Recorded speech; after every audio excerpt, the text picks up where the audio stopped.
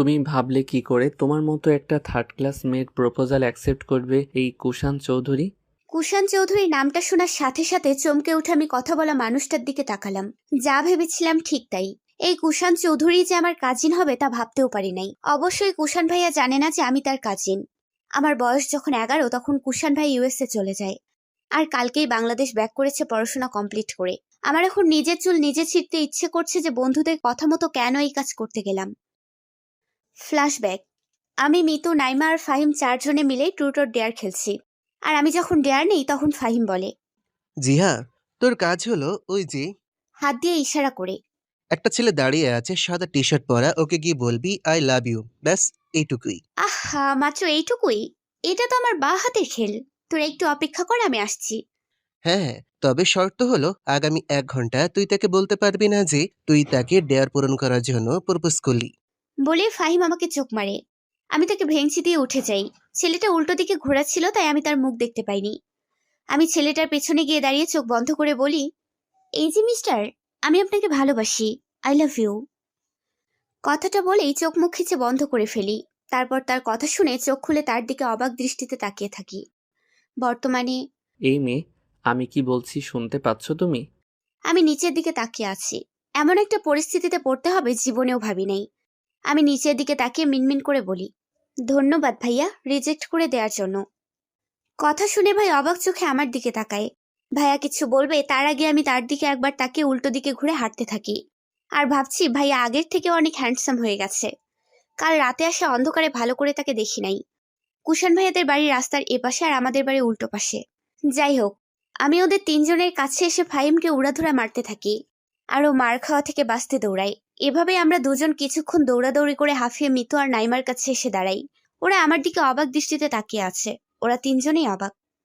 ওই তোরা এভাবে কি দেখোস? আমার চেহারায় কি মুক্তা ঝরে পড়ছে?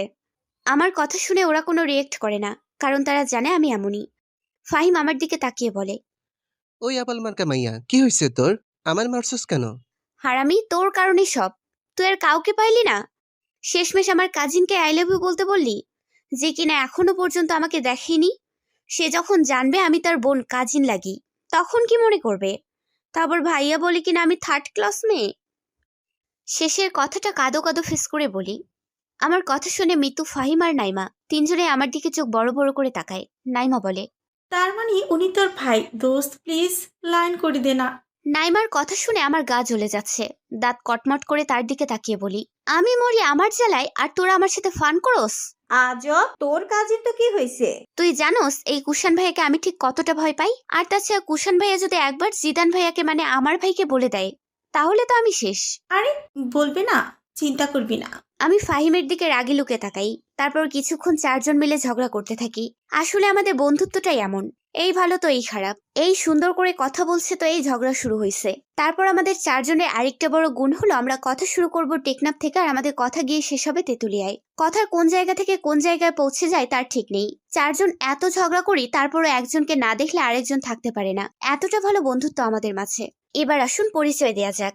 আমি জিহা, বাবা মা আর ভাইয়ের আদরে মেয়ে। আমি অনার্স 2য় বর্ষের ছাত্রী। আমার ভাই জিদান চৌধুরী পড়ালেখা শেষ করে বাবার ব্যবসায় হাত দিল মাত্র কিছুদিন হলো। আমি দেখতে অতটাও খারাপ না, যার জন্য কুষাণ ভাই আমাকে থার্ড ক্লাস টাইপের মেয়ে বললো। অবশ্যই বলতেও পারে, আমেরিকায় বড় হয়েছে বলে কথা। অন্যদিকে কুষাণ চৌধুরী বাবা মায়ের একমাত্র ছেলে, খুব আদরের। কুষাণ ভাই আর জিদান ভাইয়া খুব ভালো বন্ধু, দুজনেই সমবয়সী। যাই হোক, বাকিটা গল্পে জানবেন। আমি রুমে এসে ফ্রেশ হয়ে মাত্র মোবাইলটা নিয়ে একটু শুইলাম, হঠাৎ লিভিং রুম থেকে কিছু কথা এসে আমার কানে বাড়ি খাচ্ছে। আমি কান খাড়া করে শোনার চেষ্টা করছি। বুঝতেই পারছি লিভিং রুমে কুষাণ ভাইয়া, বাবা, আম্মু আর জিদান ভাইয়া সবাই আছে। কথার এক পর্যায়ে কুষাণ ভাইয়া বলে ওঠে, চাচ্চু, এই বাড়িতে কি আর কেউ থাকে না? বাবা আমাকে সেই কখন থেকে ডাকছে, কিন্তু তাতে আমার কোনো রকমের হেলদোল নেই। আমি আমার মতো করে মোবাইল টিপতেছি। এই মুহূর্তে কুষাণ ভাইয়ের সামনে যাওয়ার মতো ইচ্ছে আমার নেই। শুধু শুধু আমাকে এখন অপমান করবে তা আমার খুব ভালো করেই জানা আছে। আর তার সাথে যদি একবার আমার ভাই জানে তাহলে তো হলোই। হঠাৎ ভাইয়ার ডাকে আমার হুঁশ আসে। ভাইয়া ডাকছে, তার মানে সে এখন আমার রুমে আসবে। ভাইয়া রুমে এসে যদি দেখে আমি শুয়ে শুয়ে মোবাইল দেখি আর তাদের ডাকে সাড়া দিই না, তাহলে আজ আমার খবর করে ফেলবে। কি করব ভাবতে ভাবতেই মাথায় আইডিয়া আসলো। ভাইয়া জানে কোন কাজে থাকলে আমি তাদের ডাকে সাড়া দেই না।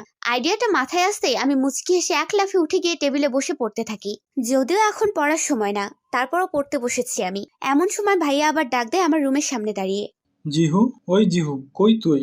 আমি কিছুটা বিরক্তি ভাব নিয়ে বলি, উফ ভাইয়া, সমস্যা কি? একটু কি শান্তি মতো পড়তেও দেবে না নাকি? আমার কথা শুনে ভাইয়া টাসকি খেয়ে যায়।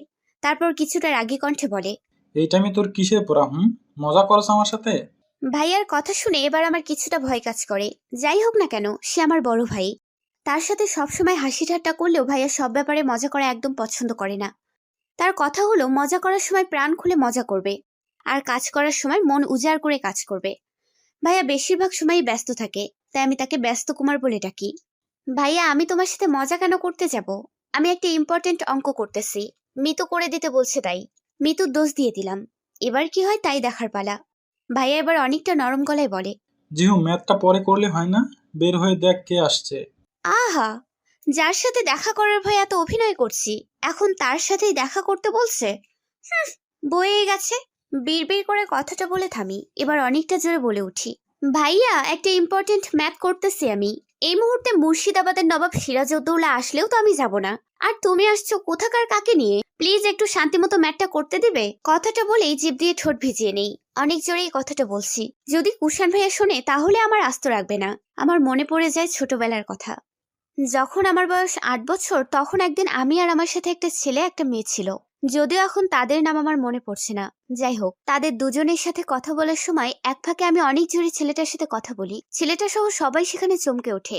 সেখানে কুষাণ ভাইয়াও ছিল। ভাই রেগে গিয়ে এসে আমার হাত ধরে টেনে তার রুমে নিয়ে যায়। দরজা বন্ধ করে আমার সামনে হাঁটু গেড়ে বসে বলে, তুই এত জোরে কথা বললি কেন?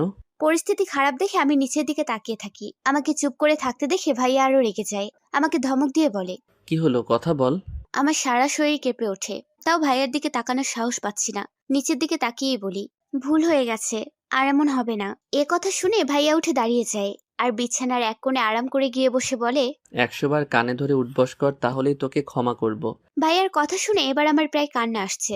কাঁদো কাঁদো ফেস করে তাকে বলি, ভাইয়া আমি এখনো কত ছোট, তুমি আমাকে এভাবে কষ্ট দিবে? আর হবে না বললাম তো। দেখ জিহু, আমি তোর এত কথা শুনতে চাই না। যা করতে বলছি ঠিক তাই কর, অন্যথায় তোকে আমি কি শাস্তি দেব তুই কল্পনাও করতে পারবি না। শেষে উপায় না পেয়ে কানে ধরে লাগছে। 100 বারের মধ্যে একবারও মাফ করে নাই। কত নিষ্ঠুর সে।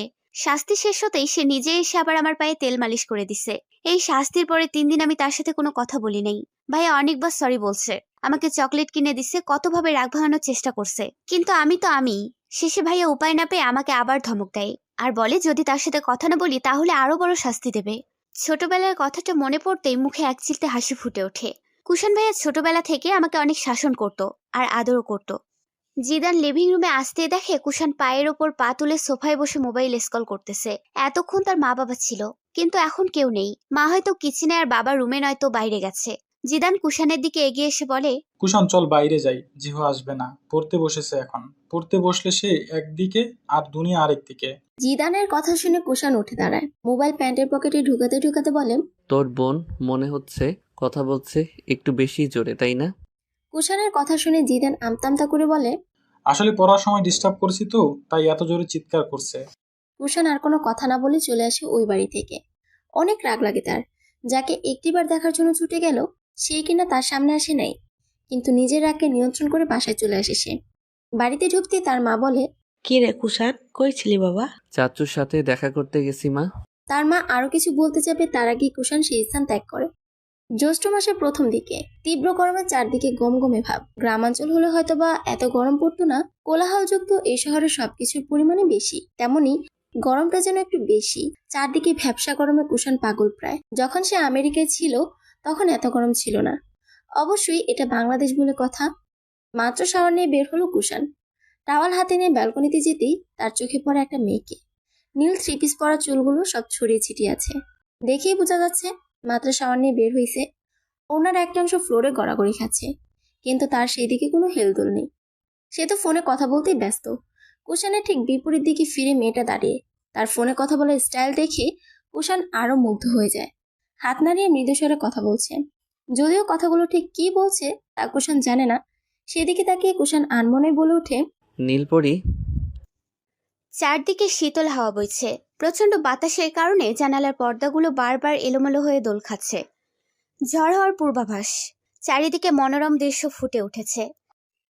সারাদিনের ভ্যাপসা গরমকে এই শীতল হাওয়া নিমিষেই দূর করে দিচ্ছে। চারিদিকে এত মনোরম দৃশ্য দেখে নিজেকে আর পড়ার টেবিলে বসিয়ে রাখতে পারিনি। আমি উঠে দাঁড়াতেই ফোন বেজে ওঠে। কিছুটা বিরক্ত নিয়ে ফোনটা হাতে নেই। দেখি ফাহিম ফোন করেছে। দেখে মুচকি হাসি। বেচারাকে অনেক শাস্তি দিয়েছিলাম, রাগও করছে, কিন্তু তারপরও ফোন দেখে অবাক হই না, কারণ আমি জানি এটাই আমাদের বন্ধুত্ব। রাগ, অভিমান, হাসি, ঠাট্টা, দিন শেষে আবার সবাই এক। ফোন ধরে কানে নিতেই ফাহিম বলে, ওই কাবলা কি করছে? ফোন ধরতে এতক্ষণ লাগে? হারামি, দিলি তো মুডটা অফ করে। এত সুন্দর রোমান্টিক ওয়েদারটা নষ্ট করে দিলি এই নামে ডেকে। আমার কথা শুনে ফাহিম ফিক করে হেসে দেয়। ওরা আমাকে নাম ধরে ডাকে কম, সবসময় অদ্ভুত ধরনের নামে ডাকে, যে নামগুলো কেউ কোনোদিন শোনেও নাই। গরু রে, তোর বিএফ আছে নাকি যে এমন একটা রোমান্টিক ওয়েদারে তুই তার সাথে বসে বসে প্রেমালাপ করবি? কুত্তা, তুই গরু, তোর 14 গোষ্ঠী গরু, তোর ফিউচার পোলাপাইন গুলাও সব গরু। ফোন রাখ কুত্তা, বলেই কট করে ফোন কেটে দেয়। এই গরু শব্দটা আমি একেবারে সহ্য করতে পারি না। আরে ভাই, কেন বুঝোস না? গরু হলো সব থেকে নিকৃষ্ট প্রাণী। এমন একটা প্রাণী যে যেখানে খায় সেখানেই ঘুমায়, আর সেখানেই আর আমাকে কিনা বলছে গরু। ভাবা যায় এটা? শেষে বিরক্ত হয়ে ছাদে চলে আসি। ছাদে আসতেই মনটা জুড়িয়ে যায়। কি সুন্দর স্নিগ্ধ বাতাস। আমি দুহাত মেলে চোখ বন্ধ করে দাঁড়িয়ে থাকি। পুরো ছাদ জুড়ে অন্ধকার। আমি আসার সময় লাইট বন্ধ করে দিয়ে আসছি। মাঝে মাঝে অন্ধকারকে কেন জানি অনেক ভালো লাগে, কিন্তু লাইট বন্ধ করেও লাভ হয় নাই। কুষাণ ভাইয়াতে লাইটের আলো তির্যকভাবে এসে হেলে পড়েছে আমাদের ছাদে। তাতে অবশ্যই আমি অনেকটা বিরক্ত। এভাবে ঠিক কতক্ষণ ছিলাম হিসেব নেই। ছোট ছোট পানির কণা মুখে পড়তেই আমার হুঁশ আসে। চারিদিকে তাকিয়ে দেখি হালকা ছোট ছোট বৃষ্টির ফোঁটা পড়ছে। এখন বৃষ্টিতে ভিজলে আমার কপালে শনি আছে, এটা ভেবে আমি চলে আসতে নেই। জিহু, চলে আসতে নিয়েও থেমে যাই আমি। কেউ একজন খুব মৃদু স্বরে ডাকছে আমাকে। ডাকটা শুনে আমার শরীরে কম্পন ছুটে যায়। একটা শীতল হাওয়া বয়ে যায় আমার মধ্য দিয়ে। আমি কাঁপা কাঁপা পায়ে পেছন দিকে ফিরে দেখি কুষাণ ভাইয়া ডাকছে আমাকে। ভাইয়া তাদের ছাদে দাঁড়িয়ে আছে। আমি তার দিকে তাকাতেই সে তার ভ্রুযুগল কুঁচকে ফেলে। এটা দেখে আমার অবস্থা যায় যায়। ভাইয়ার সামনে এভাবে ধরা পড়ে যাব কখনোই ভাবি নাই। কিন্তু পরক্ষণেই ভাবতে থাকি, ভাইয়া যেহেতু বাড়িতে আসছে, তাহলে তো অবশ্যই একদিন না একদিন দেখা করতেই হবে। এটা ভেবে নিজেকে সান্ত্বনা দিয়ে ভাইয়ার দিকে তাকাই। দেখি ভাইয়া এখনো আগের মতো আমার দিকে ভ্রু কুঁচকে তাকিয়ে আছে। আমি কিছু বলতে যাব তার আগে ভাইয়া বলে ওঠে, পুষ, কোনো কথা না। যেখানে যেভাবে দাঁড়িয়ে আসত ঠিক সেভাবে দাঁড়িয়ে থাকবি। একটু নড়চড় করলে খবর আছে তোর। কি রে? কথাটা বলেই ভাইয়া চলে যায় ওইখান থেকে। আমি অবাক দৃষ্টিতে ভাইয়ার যাওয়ার পানে তাকিয়ে থাকি। আমি এত বড় হয়েছি, তারপরও ভাই আমাকে ধমক দিচ্ছে। আল্লাহ রে আল্লাহ, ভাবা যায় এটা? হঠাৎ পেছনে কারো পায়ের শব্দ পেয়ে সেদিকেই তাকাই। কুষাণ ভাইয়া আপনি? নিজের সামনে কুষাণ ভাইয়াকে দেখে আমার প্রাণ যায় যায় অবস্থা। ভাইয়া সুন্দর করে পকেটে হাত দিয়ে আমার দিকে তাকিয়ে আছে। কালকের কথা মনে পড়তে আমি লজ্জায় নিচের দিকে তাকিয়ে থাকি। আমাকে নিচের দিকে তাকিয়ে থাকতে দেখে ভাইয়া বলে, নিচের দিকে তাকিয়ে আসত কেন? আমার চেহারা বুঝি এতই খারাপ যে তাকানো পর্যন্ত যায় না? ভাইয়ার দিকে বেশিক্ষণ তাকিয়ে থাকলে তো আমার নিজেরই হার্ট ফেল হয়ে যাবে। আবার বলে কিনা তাকানো যায় না। বিড়বিড় করে বলি আমি। কি রে, কি বিড়বিড় করস? আমি ভাইয়ার দিকে এক পলক তাকিয়ে আবার চোখ ফিরিয়ে নিয়ে বলি, আপনি কি কি কিছু বলবেন? এটা আমার চাচ্চুর বাসা। আমি যখন ইচ্ছা, যেখানে ইচ্ছা সেখানেই যেতে পারি। তাই বলে কি তুই? ভাইয়ার কথা শেষ করতে না দিয়ে আমি বলি, আপনার চাচ্চুর বাসা, আপনি যখন ইচ্ছা তখন আসতে পারেন, তাতে আমার কিছুই যায় আসে না, কিন্তু আমাকে কেন ডাকছেন তা তো বলবেন। কথাটা বলতেই ভাইয়া আমার দিকে এক পা এগিয়ে আসে। আমি কিছুটা পিছিয়ে যেতে নিলেই ভাইয়া আমাকে এক হাত ধরে টেনে আবার তার সামনে দাঁড় করিয়ে দেয়। আমার কপালে লেপ্টে থাকা চুলগুলো কানের পাশে গুজে দিয়ে বলে, অনেক বড় হয়ে গেলি তুই। আমি তো ভুলেই গেলাম এটা আমার পুচকি জিহু না। সে এখন অনেক বড় হয়ে গেছে। সেও এখন মুখে মুখে তর্ক করতে পারে। কি করে তা ভুলে গেলাম বলতো? তবে কি জানোস তো? ভাইয়ার কথা শুনে আমি হতভম্ব হয়ে যাই। ভাইয়া যে বিষয়টাকে এভাবে নেবে আমি কখনোই ভাবি নাই। আমি ভাইয়াকে কিছু বলতে যাব তার আগেই ভাইয়া আমার ঠোঁটে আঙুল দিয়ে ইশারায় কথা বলতে নিষেধ করে। তারপর সে নিজেই বলে, আমি এখনো ঠিক আগের মতোই আছি, একটু পরিবর্তন হই নাই। এখনো তোর আগের কুষাণ ভাইয়াই আছি। তাই এখন তুই আমার সাথে তর্ক করার কারণে শাস্তি পাবি। আর তোর শাস্তি হলো তুই এখন এখানেই দাঁড়িয়ে থাকবি। আমি যতক্ষণ না যেতে বলবো ঠিক ততক্ষণ। শাস্তির কথা শুনে আমি থম মেরে যাই। ভাইয়ার দিকে কাদো কাদো ফেস করে বলি, কুষাণ ভাইয়া, আকাশের অবস্থা বেশি ভালো না, যে কোনো সময় বৃষ্টি আসতে পারে। দেখেন না, ছোট ছোট ফোঁটা এখনই পড়ে। আমার পা ব্যথা হয়ে গেছে ভাইয়া। নো অজুহাত জিহু, এখানেই দাঁড়িয়ে থাকবি তুই। বৃষ্টি আসবে না, আর যদিও আসে তাহলে আমি দেখে নেব। ভাইয়া জিহু, ভাইয়া শান্ত গলার ধমক শুনে থেমে যাই। তবে আমি এটাতেই বেশি অবাক হচ্ছি, কারণ ভাইয়া এখনো কালকের ব্যাপারে কিছুই বলে নাই। অবাক প্লাস খুশিও হই। যাক, ভাইয়া তাহলে কালকে সবকিছু ভুলে গেল। কথাটা মনে করে ভাইয়ার দিকে তাকিয়ে একটা তৃপ্তির হাসি দেই। ভাইয়া আকাশের দিকে তাকিয়েছিল এবং আকাশের দিকে তাকিয়ে বলে, জিহু একদম হাসবি না, হাসলে তোর খবর আছে। ভাইয়ার কথা শুনে আমি অবাক হয়ে তার দিকে তাকাই। সে বুঝলো কি করে যে আমি হাসি? জিহু আকাশের দিকে তাকা। ভাইয়ার কথা শুনে আমি আকাশের দিকে তাকাই। পুরো আকাশের মেঘ কেটে গেছে, তার জায়গায় এখন হাজার হাজার তারার মেলা বইছে। মাথার উপরে চাঁদ, মুহূর্তেই চারদিকে চাঁদের আলো ছড়িয়ে পড়ে। আমি মুগ্ধ নয়নে চারপাশটা দেখছি। এত সুন্দর দৃশ্য কখনো দেখেছি বলে আমার মনে হয় না। হঠাৎ আমি ভাইয়ার মুখের দিকে তাকাই। ভাইয়া ঠোঁটের কোণে এক চিলতে হাসি ঝুলিয়ে রেখে আমার দিকে তাকিয়ে আছে। মুহূর্তে আমার মনটা ভালো হয়ে যায়। আমি তার দিকে তাকিয়ে বলি, ভাইয়া আপনি জানলেন কি করে এখন বৃষ্টি আসবে না? পাগলি, কখন বৃষ্টি হবে না হবে তা শুধু একজনই জানে। আমিও মাত্র অনুমান করে বলছি। আমি কিছু বলি না, মুখে হাসি নিয়ে আকাশের দিকে তাকিয়ে থাকি। এখন রুমে যা। ভাইয়ার কথা শুনে আমি ঠোঁট উল্টে বলি, এখন যাব না আমি। আমার কাছে পরিবেশটা অনেক ভালো লাগছে। আর এতক্ষণ তো দাঁড় করিয়ে রাখছেন, এখন কেন এই কথা বলছেন? ভাইয়া আর কোনো কথা বলে নাই, চুপ করে আমার পাশে দাঁড়িয়ে থাকে। লিভিং রুমে ভাইয়া আর কুশান ভাইয়া দুজনেই বসে আছে। আমি গুটি গুটি পায়ে সেদিকে এগিয়ে যেতেই কুশান ভাইয়া একবার আমার দিকে তাকিয়ে আবার চোখ সরিয়ে বলে, জিদান, তোর বোন তো দেখছি আজকাল ছেলেদেরকে প্রপোজও করতে জানে। আমি হতভম্ব হয়ে ভাইয়ার দিকে তাকিয়ে আছি। ভাইয়া এভাবে না ফাঁসালেও পারতো। কুশান ভাইয়ের দিকে তাকাতেই ভাইয়া আমাকে চোখ মারে। আমি তাড়াতাড়ি চোখ নামিয়ে নেই। এখন শুধু ঝড় আসার অপেক্ষাই করছি। ভাইয়া একবার আমার দিকে তাকায় তো আবার কুশান ভাইয়ের দিকে তাকায়। তাকে দেখেই বোঝা যাচ্ছে সে এই কথার মানেই বোঝে নাই এখনো। ভাইয়া আমার দিকে তাকিয়ে বলে, এইসবের মানে কি জিহু? আরে ওকে বলে কি লাভ?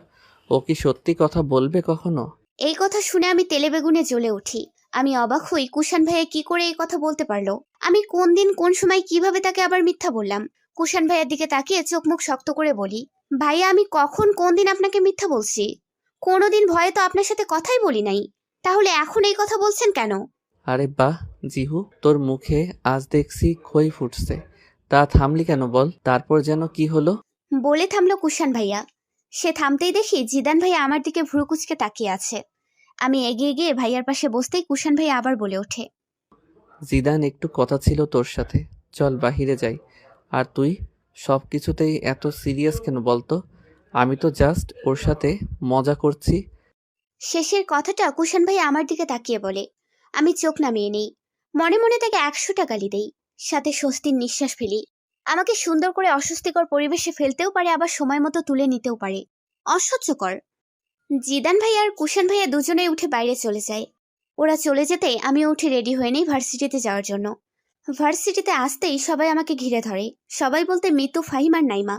আমি ওদের দিকে ভ্রুকুচকে তাকাই। কিহু রে, কিহু, একটা সুযোগ করে দে না প্লিজ। তারপর আর তোর কাছে কিছু চাইবো না। ওই কি রে, তোর না বফ আছে? তাহলে আবার লাইন মারার প্রস্তুতি নেস কেন, হ্যাঁ? আরে কিহুর ভাই তো হলো আমার ক্র্যাশ, আর ক্র্যাশের সাথে লাইন মারা যেতেই পারে, স্বাভাবিক। সবার আগে তোরা আমার নামের উচ্চারণটা ঠিক কর। আজ পর্যন্ত কোনোদিনও তো আমার নামটা পর্যন্ত ঠিক মতো উচ্চারণ করতে পারে না। আবার বলে কিনা ক্র্যাশের সাথে সাক্ষাৎ করিয়ে দিতে। শোন কিহু, তোকে এই নামে আদর করে ডাকি আমি, এত ভালোবেসে ডাকি, তারপরও বলে কি না তার নাম ঠিকমতো উচ্চারণ করতে পারি না। আল্লাহ উপরে নিয়ে যাওনি কেন এই কথা শোনার আগে? নাইমার কথা শুনে আমরা সবাই হেসে দেই। মিতু আমার দিকে তাকিয়ে বলে, আচ্ছা তুই এটা বল যে তোর ভাইয়া কি তোকে পরে কিছু এই বিষয়ে কিছু বলছে? মিতুর কথা শুনে আমার রাগ হয় অনেক। রেগে ওর দিকে তাকিয়ে বলি, কান খুলে শুনে রাখ তোরা। কুশান ভাই আমার ভাই না, কাজিন। কাজিন শুনলি? এই কথাটা মাথায় রেখে তবেই পরবর্তী কথা বলবি তোরা, কেমন? আমার কথা শুনে ওরা বোকা বনে যায়। আমি যে সামান্য এই কথাতে এভাবে রিয়েক্ট করব তা হয়তো ওরা ভাবেই নাই। তাতে আমার কি? সব তো ওদেরই দোষ। কাজিনকে ভাই বলবে কোন কথায়? জিদান লিভিং রুমে বসে ল্যাপটপে কিছু কাজ করছে। জিদান তার বাবা অফিসে, মা কুশানদের বাসায়, আর জিহা মাত্রই ঝগড়া করে গেল তার সাথে। এই মেয়েটার আবার প্রতিবেলা তার সাথে একবার করে ঝগড়া না করলে পেটের ভাত হজম হয় না। জিহার কি দোষ দিবে? তার নিজেরই তো ভাত হজম হয় না ওর সাথে ঝগড়া না করলে।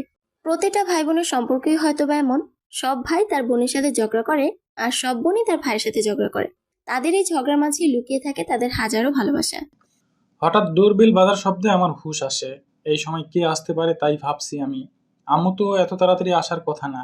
তারা দুই যা একসাথে হলে গল্পের আসর জমে। সেখানে এত তাড়াতাড়ি তার আম্মু আসতেই পারে না। বাবা নয় তো। কিন্তু বাবাও তো এত তাড়াতাড়ি অফিস থেকে ফেরার কথা নয়।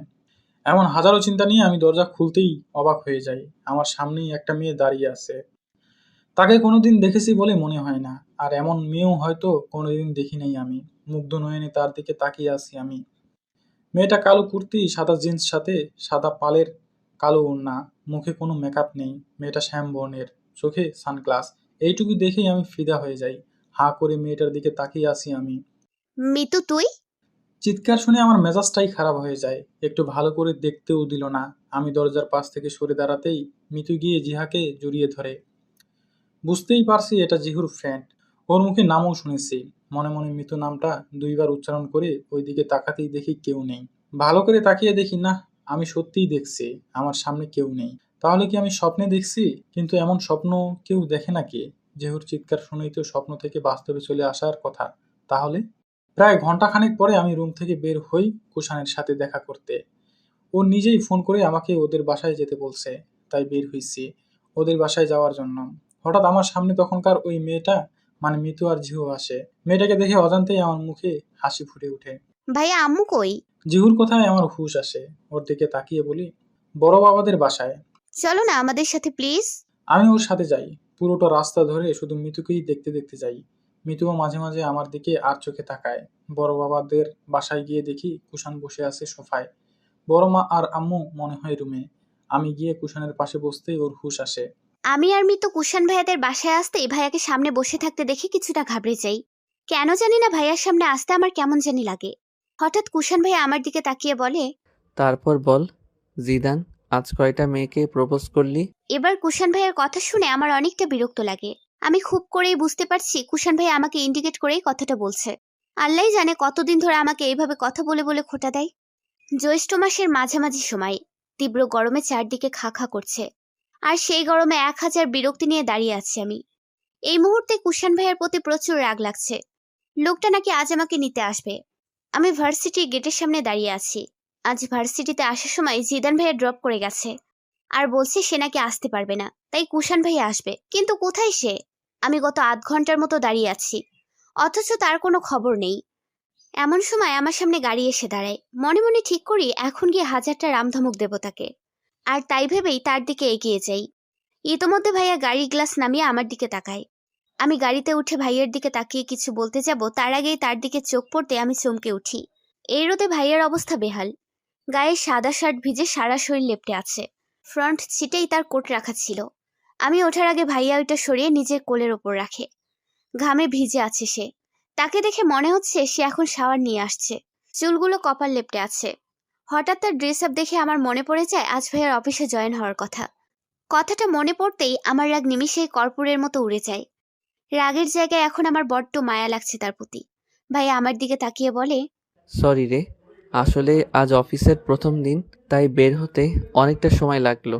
আর রাস্তায় প্রচুর জ্যাম ছিল, তাই আসতে অনেকটাই লেট হয়েছে। ভাইয়ার কথা শুনে আমি কোনো উত্তর দেই না। কোনো কথা না বলে আমি ব্যাগ থেকে পানি বের করে দিই ভাইয়াকে। কিছুটা খেয়ে বাকিটা মুখে ছিটিয়ে দিন, ভালো লাগবে। ভাইয়া আমার দিকে তাকিয়ে মুচকি হাসে। তারপর আমার থেকে পানি হাতে নিয়ে বলে, সরি বলছি তো, এত রাগ করার কি আছে জিহু? আজব, কখন বলছি আমি রাগ করছি? আর এখানে রাগ করার কি আছে? মানুষের সমস্যা থাকতেই পারে, স্বাভাবিক। আমার কথা শুনে ভাইয়া পুনরায় মুচকি হাসে। ভাইয়া হাসলে তাকে অদ্ভুত সুন্দর লাগে। আমি তার দিকে একবার তাকিয়ে চোখ ফিরিয়ে নেই। এই কয়েকদিনে ভাইয়া আমাকে বারবার ওই একই কথা শুনিয়েছিল ইনডিরেক্টলি। আমি মুখ খিচে সব সহ্য করেছি। তাকে কিছু বলতে গেলেও কেন জানি বলতে পারি না। গলায় আটকে যায় সবকিছু। ভাইয়া একটা কথা বলি আপনাকে। হঠাৎ আমার এই কথা শুনে ভাইয়া আমার দিকে আর চোখে তাকায়। বল। সেদিন আমি ইচ্ছে করে আপনাকে প্রপোজ করি নাই। এই কথা শুনে ভাইয়া আমার দিকে ভ্রু কুঁচকে তাকায়। সেদিন ফাহিম আমাকে ডেয়ার দিয়েছিল আপনাকে প্রপোজ করার, তাই বাধ্য হয়ে আপনাকে প্রপোজ করছি আমি। আর শর্ত ছিল আগামী 1 ঘন্টা আপনাকে না বলা যে আমি আপনাকে ডেয়ারের জন্য প্রপোজ করছি। চোখ বন্ধ করে একদমে বলি কথাগুলো। একটু সময় যাওয়ার পরও যখন কোনো সারা শব্দ পাই না, তখন আমি আস্তে করে একটু চোখ মেলে তার দিকে তাকাই, ভাইয়ের দিকে তাকাই। ভাইয়া চোখ মুখ শক্ত করে বলে, ফাহিমকে? ভাইয়ার প্রশ্ন শুনে আমি মনে মনে হাসি। ভাইয়ার সাথে একটু মজা করার জন্য বলি, আমার বফ, আজ 3 বছর আমাদের রিলেশন। ভাইয়া, একদিন আপনার সাথে পরিচয় করিয়ে দিব, কেমন? আমার কথা শেষ হওয়ার আগেই ভাইয়া জোরে গাড়ি ব্রেক কষে। আমি চমকে উঠে ভাইয়ার দিকে তাকাই। ভাইয়াকে দেখে বোঝা যাচ্ছে সে অনেক রেগে আছে, কিন্তু তার রেগে যাওয়ার কারণটাই আমি খুঁজে পেলাম না। ভাইয়া আমার দিকে তাকিয়ে বলে, জিহু গাড়ি থেকে তাড়াতাড়ি নেমে যা। আমি ভাইয়ার দিকে হা করে তাকিয়ে আছি। কি এমন ভুল করছি আমি, যার জন্য ভাইয়া আমাকে গাড়ি থেকে নামতে বলছে? ভাইয়া আমি জিহা, আমি কি বলছি তোকে? এবার ভাইয়া অনেক জোরে চিৎকার করে কথাটা বলে। ভাইয়াকে এভাবে রেগে যেতে দেখে আমার ভয় লাগে। ভাইয়ার চিৎকার শুনে ভয়ে কেঁপে উঠি আমি কথা না বাড়িয়ে গাড়ি থেকে নেমে যাই। আমার চোখ ঝাপসা হয়ে আসে। অজান্তেই চোখ থেকে কয়েক ফোঁটা পানি গড়িয়ে পড়ে। আমি গাড়ি থেকে নামতেই ভাইয়া পুনরায় গাড়ি স্টার্ট দিয়ে আমাকে রেখেই চলে যায়। আমি দাঁড়িয়ে কাঁদতে থাকি। ভাইয়া কেন আমার সাথে এমন করলো তাই এখনো বুঝতে পারছি না। আমি সহজে কান্না করি না, কিন্তু আজ অনেক কান্না আসতেছে। ভাইয়া আমার সাথে এমন না করলেও পারতো। কতক্ষণ এভাবে দাঁড়িয়েছিলাম জানা নেই। হঠাৎ আমার সামনে একটা গাড়ি এসে থামে। গাড়িটা ব্রেক কষে দাঁড়াতেই আমি চোখ তুলে সেদিকে তাকাই। তাকিয়ে দেখি জিদান ভাইয়া গাড়ি নিয়ে দাঁড়িয়ে আছে। আমাকে তার দিকে তাকাতে দেখে ইশারায় গাড়িতে এসে বসতে বলে। আমার চোখে এখনো পানি। আমি কোনো দ্বিমত প্রকাশ না করে এগিয়ে গিয়ে গাড়িতে বসতেই পুনরায় ভাইয়া গাড়ি চলতে থাকে। ভাইয়া আমাকে একটা প্রশ্নও করে নাই। অন্য সময় হলে এখন আমাকে হাজারটা প্রশ্ন করত। কেন কান্না করছি, কি হয়েছে আমার, কেউ কি কিছু বলেছে আমাকে, ব্লা ব্লা। কিন্তু এখন কোনো প্রশ্ন করে নাই দেখে আমি অনেক অবাক হই।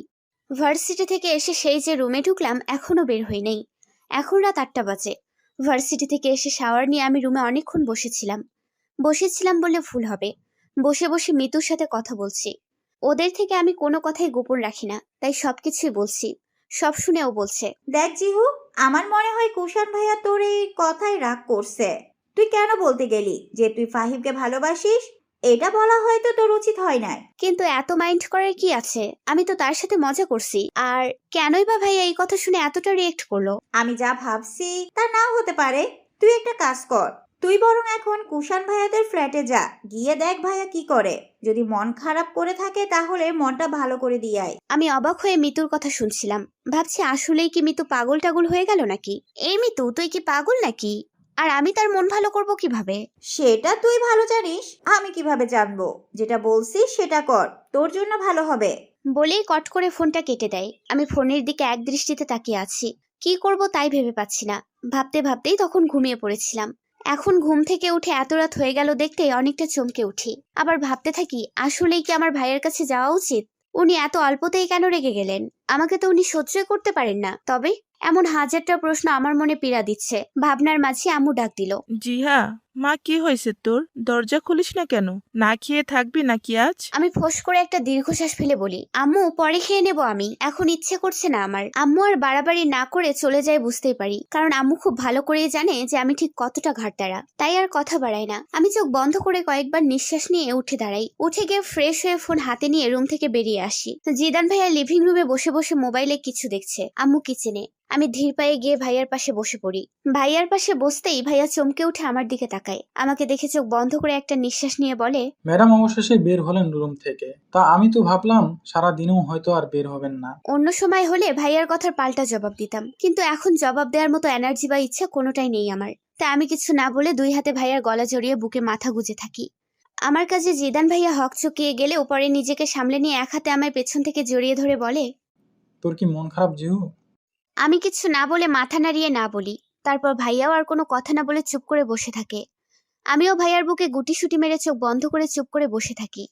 প্রায় অনেকক্ষণ পর আমি হালকা মাথা তুলে ভাইয়ার দিকে তাকিয়ে বলি, আচ্ছা ভাইয়া, তুমি তো অফিসে ছিলে, তাহলে আমি যখন রাস্তায় দাঁড়িয়ে কান্না করছিলাম তখন তুমি কেন আসছো? আর কিভাবে আসছো? তোমার তো জানার কথা না তাহলে? কথা শেষ না করেই আমি থেমে যাই। ভাইয়ের দিকে প্রশ্নবোধক দৃষ্টিতে তাকিয়ে আছি আমি। কুষাণ আমাকে ফোন করে বলেছিল তুই ওই রাস্তার মোড়ে আসিস, যেন তোকে বাড়ি পৌঁছে দিই আমি। আমি ভাইয়ার মুখের দিকে অবাক চোখে তাকিয়ে আছি। আমার জন্য কথাটা বিশ্বাসই হচ্ছে না। কুষাণ ভাইয়া তো তখন আমাকে রেগে গাড়ি থেকে নেমে যেতে বললেন, তাহলে আবার দয়া দেখাতে আসছে কেন? আমি ভাইয়ের দিকে তাকিয়ে বলি, উনি আমাকে এভাবে গাড়ি থেকে নেমে যেতে বলেছেন কেন? রেগে যাওয়ার মতো কথা বললে রাগটাই স্বাভাবিক। কিন্তু এই সামান্য কারণে উনি রেগে গেলেন কেন? আজীব। তোর চাইতেও একটা 5 বছরের বাচ্চা ভালো বুঝে। যাই হোক, তোর এসব প্রশ্নের উত্তর একমাত্র কুষাণ ভালোভাবেই দিতে পারবে। তুই বরং তার কাছে যা। সেই কখন থেকে বড় মার সাথে বকবক করেই যাচ্ছি। অনেকটা জোরেই কথা বলছি যেন কুষাণ ভাইয়া রুম থেকে আমার কথা শুনে নিচে নেমে আসে। কিন্তু আমার ধারণা সম্পূর্ণ ভুল প্রমাণ করে দিয়ে ভাইয়া নিচে আসে নাই। আমার একটু রাগ হয় তার ওপর, কিন্তু পরক্ষণেই ভাবতে থাকি তার ওপর রাগ করার অধিকার কি আমার আছে? কেন রাগ করব আমি? আমার রাগ তাকে দেখিয়ে কি লাভ হবে আমার? এসব প্রশ্ন মনে আসতেই আচমকা মনটা ভীষণ খারাপ হয়ে যায়।